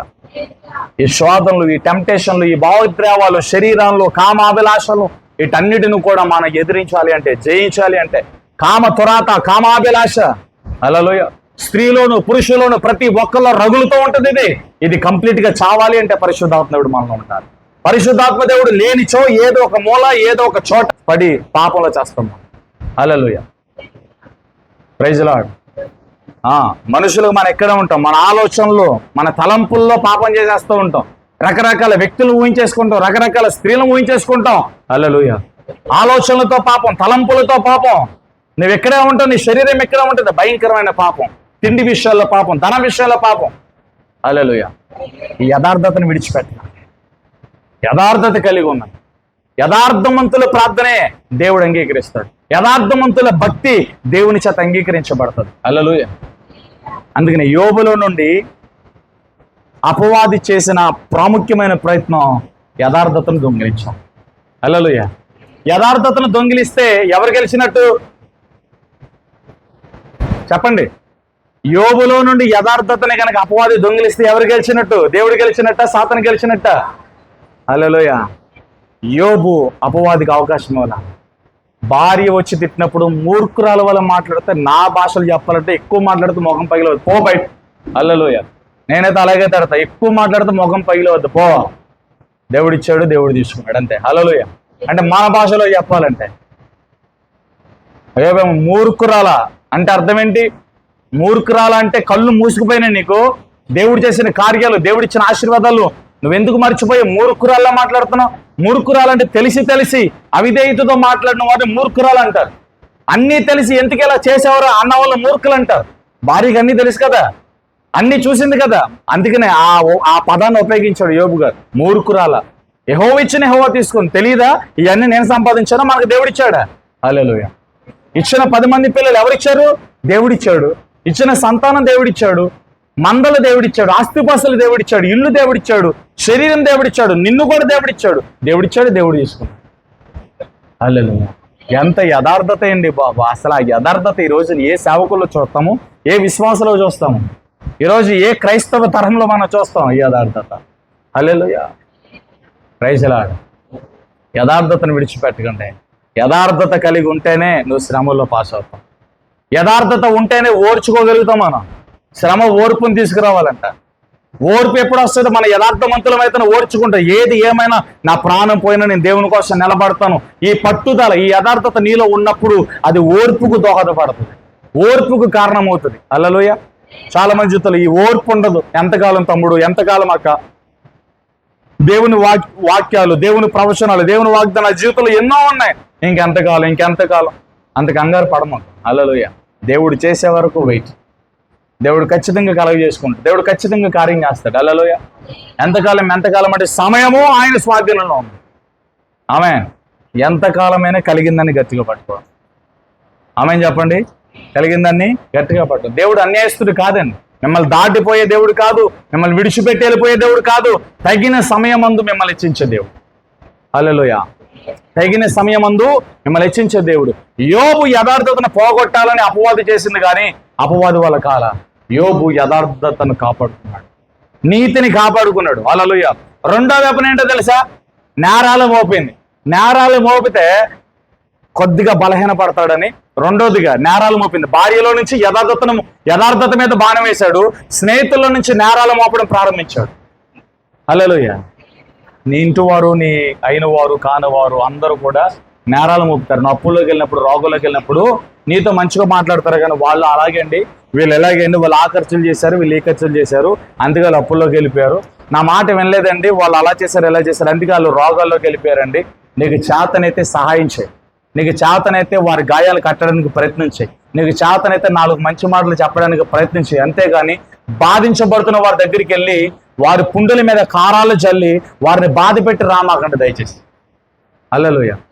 నీకు చేతనైతే మేలుకరమైన మాటలు మాట్లాడు, క్షేమకరమైన మాటలు మాట్లాడు, వాళ్ళని ధైర్యపరచడానికి ప్రయత్నించాయి. అది చేత కాకపోతే మౌనంగా కూర్చో. బతుకున్నారా? హల్లెలూయా. పాడైపోతున్న వారిని చూసి నేను బాగుపడిపోతానని చెప్పి సంతోషించమా. ఆ స్థితి నీకు వస్తుంది ఒకసారి. హల్లెలూయా. పాడైపోతున్న వారిని చూసి మనం వారితో పాటు తృణీకరించబడి, హల్లెలూయా, వారితో పాటు మనం కూడా కన్నీరు కార్చి ప్రార్థన చేయాలి. వాళ్ళు ఎలా తృణీకరించబడ్డారు, మనం కూడా వారితో పాటు తృణీకరించబడి వారితో ఇన్వాల్వ్ అయ్యి మనం ప్రార్థన చేయాలి. హల్లెలూయా. వారిని చూసి మనం మురిసిపోకూడదు, వారిని చూసి మనం హర్షించకూడదు. పైకి అయ్యో పాపం అంటాం, కానీ లోపటంతా కూడా సంతోషమే. ఎందుకని వాళ్ళు పాడైపోతుంటే సంతోషమా నీకు? వాళ్ళు పాడైపోతుంటే ఆనందమా నీకు? దేవుడు వెక్కిరించబడతాడా? నిన్ను చూస్తాడు దేవుడు. ఆ స్థితి దేవుడు నీకు ఇస్తాడు. హల్లెలూయా. Praise Lord. కాబట్టి పాడైపోతున్న వారిని చూసి నువ్వు హర్షించమాకు. వారితో పాటు నువ్వు కూడా బాధపడు, వారితో పాటు నువ్వు కూడా ప్రార్థన చేయాలి. హల్లెలూయా. తల్లి చెప్పండి. నేరాలు ఎవరి మీద బాపుకోండి. వాళ్ళు అలా అయిపోయారండి, వీళ్ళు ఎలా అయిపోయారండి, వాళ్ళు అవటానికి కారణం ఇదే. నాకు తెలుసు, నేను ఎన్నోసార్లు చెప్పాను, వినలేదు. ఎలాంటి వద్దు మానుకోండి. దేవుడే తీర్పు తెచ్చలేదు వాళ్ళకి, నువ్వెవడో తీర్పు తెచ్చడానికి, నేను వాడిని తీర్పు తెచ్చడానికి. హల్లెలూయా. Praise lord. తల్లి చెప్పండి. తీర్పు తెచ్చడానికి మనం ఏ పాటు వారమండి? కాబట్టి నేరాలు మోపుతాడాడు. నీ మీద ఎవరు నేరాలు మోపినా నవ్వేసి వదిలేసి, అసలు పట్టించుకోవద్దు. హల్లెలూయా. నేరాలు మోపబడుతున్నప్పుడు మీరేం చేయాలి? వాటిని పట్టుకుని బాధపడవసలా, ఏడవసలా. నేరాలు మోపబడుతున్నప్పుడు మీరేం చేస్తారు? నవ్వి ఆనందించండి. Praise lord. శ్రమయందు మనం ఏం చేయాలి?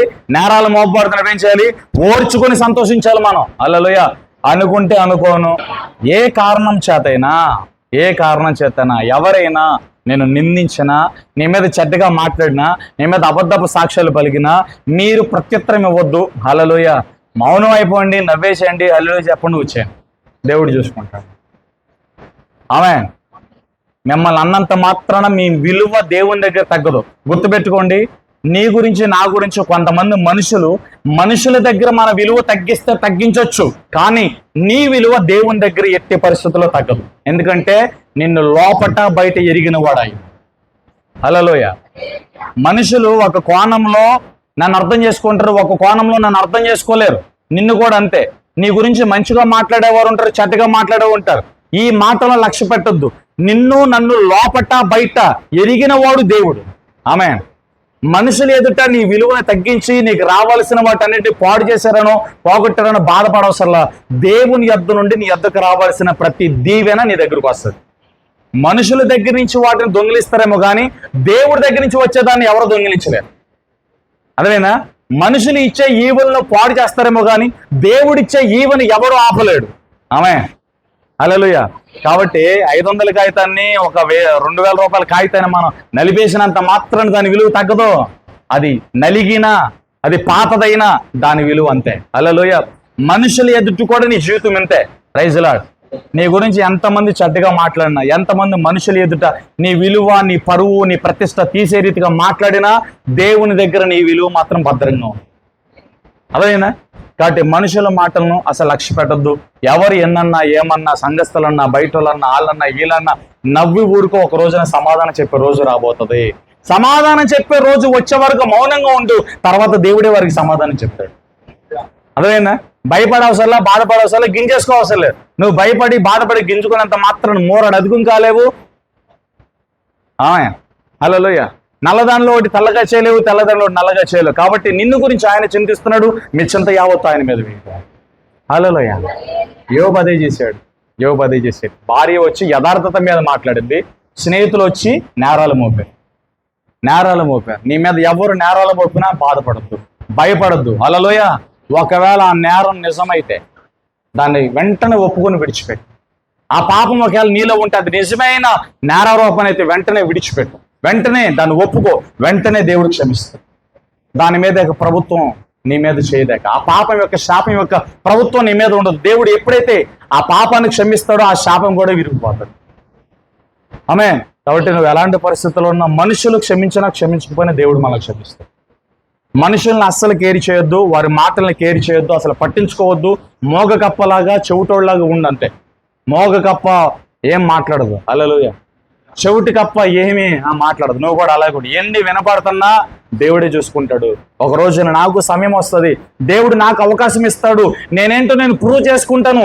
దేవుడు అవకాశం ఇచ్చినప్పుడు, దేవుడు నన్ను హెచ్చించినప్పుడు, నన్ను బట్టి దేవుడు మహిమ పొందినప్పుడు అప్పుడు నేను హర్షిస్తానని చెప్పి కీప్ సైలెంట్ అయిపో. నీకు సమయం వస్తుంది. ఆమేన్. నీకు దేవుడు అవకాశం ఇస్తాడు. మాట్లాడిన నోర్లన్నీ కూడా దేవుడు నీ ద్వారా ముగిస్తాడు. ఆ సమయం వచ్చే వరకు కలిగిందని గట్టిగా పట్టుకో, యథార్థతను గట్టిగా పట్టుకో, రక్షణను జాగ్రత్త కాపాడు. యోబు అదే చేశాడు. భార్య వెళ్ళిపోయినా, స్నేహితులు వెళ్ళిపోయినా, దూషించిన నేరాలు మోపినా యోబు నీతిమంతుడు, యథార్థవంతుడు అన్నాడు. యోబును దేవుడు మరలా 2 ఆశీర్వదించాడు. ఈరోజు 2 ఆశీర్వాదం, 2 దీవెన మనకు కావాలి అంటే హల్లెలూయా. నేరారోపణ చేసేవాడు వచ్చినంత మాత్రం భయపడకండి. హల్లెలూయా.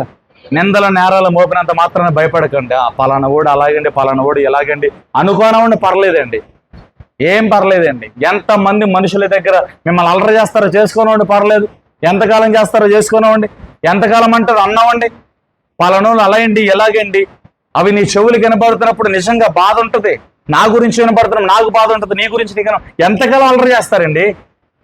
వినేవాళ్ళకి తెలియదని వెళ్ళంటాడో, చెప్పేవాడికి చెడిపోయినా, చెప్పేవాడు చెడు మనసుతో చెప్పినా వినేవాళ్ళకన్నా కొద్దిగా తెలుస్తుంది కదా. హల్లెలూయా.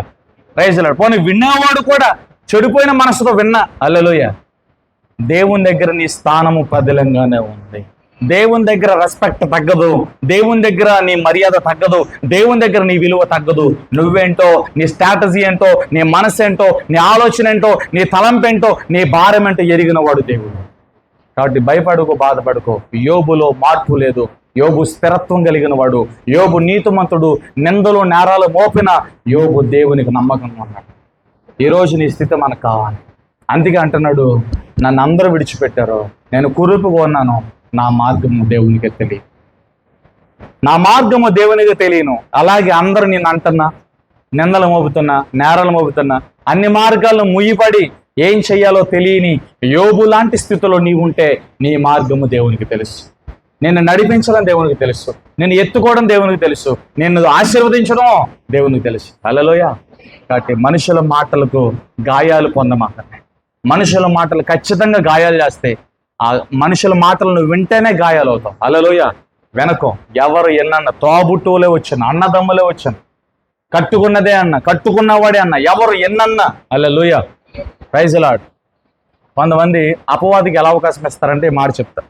భర్త ఏదో అంటాడు, లేదా భార్య ఏదో అందే. చాలామంది ఏమంటారు తెలుసా, నా భర్తే నన్ను ప్రేమించినప్పుడు, నా భర్తే నన్ను అర్థం చేసుకోలేనప్పుడు, నా భార్య నన్ను ప్రేమించలేనప్పుడు ఇంకా లోకల్ ఎవరు ఎందుకోసం బతకాలి, దేనికోసం బతకాలి, నేను చచ్చిపోతాను అని మనసులో ఎవరన్నా ఏదైనా ఒక్క మాట అంటే చాలండి, ఆ మాటను పట్టుకుని వాడు లైసెన్స్ తీసుకుని వచ్చేస్తాను నీ జీవితంలో.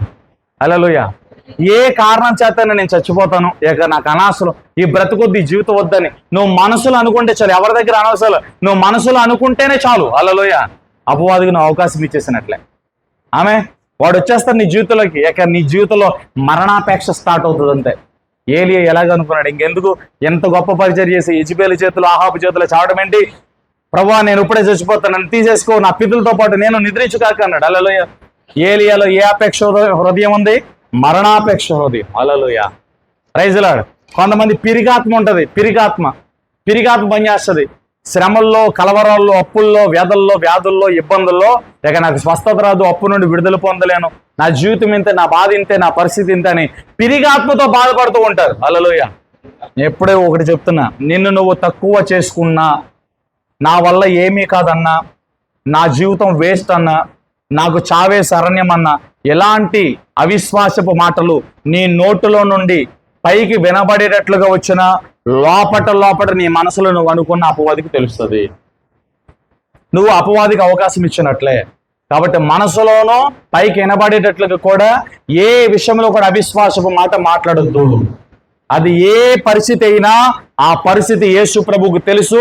ప్రతి పరిస్థితుల్లో దేవుడు నాకు సహాయం చేస్తాడని అనుకోండి. అదేనా? అవిశ్వాసం మాట వినపడేటట్లుగా అన్నా లోపల అనుకున్న వాడికి తెలుసు. వాడు నేరారోపణ చేయడానికి వస్తాడు. నువ్వే అన్నావు కదా అందుకే నేను నీ జీవితంలోకి వచ్చాను అంటాడు. హల్లెలూయా. కాబట్టి ఎలాంటి పరిస్థితి వచ్చినా నెగిటివ్గా మాట్లాడద్దు, పాజిటివ్గా మాట్లాడండి. దేవుడు మిమ్మల్ని దీవిస్తాడు. హల్లెలూయా. మరలా చెప్తున్నా, నేరారోపణ చేసే వాళ్ళకి భయపడద్దు, నిందల మోపే వాళ్ళకి భయపడకండి. మీ యథార్థతను కాపాడుకుని, సాక్ష్యాన్ని కాపాడుకుని, పరిశుద్ధతను కాపాడుకుని దేవుని సన్నిధిలో వెయిట్ చేయి. దేవుడు మిమ్మల్ని తీసుకొస్తాడు బయట. ఆమేన్. యథార్థమంతుడిగా, నీతిమంతుడిగా నీ ఉండు. ఆయన చేతుల కింద నువ్వు ఉండు, ఆయన రెక్కల కింద నువ్వు ఉండు. దేవుడు తగిన సమయంలో నేను బయటకు తీసుకొచ్చి పరిచయం చేస్తాడు. అందరికీ తెలిసేలా పరిచయం చేస్తాను నేను. నీ తలను ఇచ్చేస్తాడు. అప్పుడు దాకా చాపబడిన స్థితి ఇచ్చే స్థితిలోనికి దేవుడిని తీసుకొస్తాడు. Praise the Lord. ఆ టైం వచ్చే వరకు, ఆ సమయం వచ్చే వరకు మీరు కలిగిన పరిశుద్ధత, యథార్థతను గట్టిగా పట్టుకోండి. ఈ మాటలను పరిశుద్ధాత్ముడు మన బ్రతుకులు స్థిరపరిచి ఫలింప చేయగాక. అందలేచినలు. Thank you.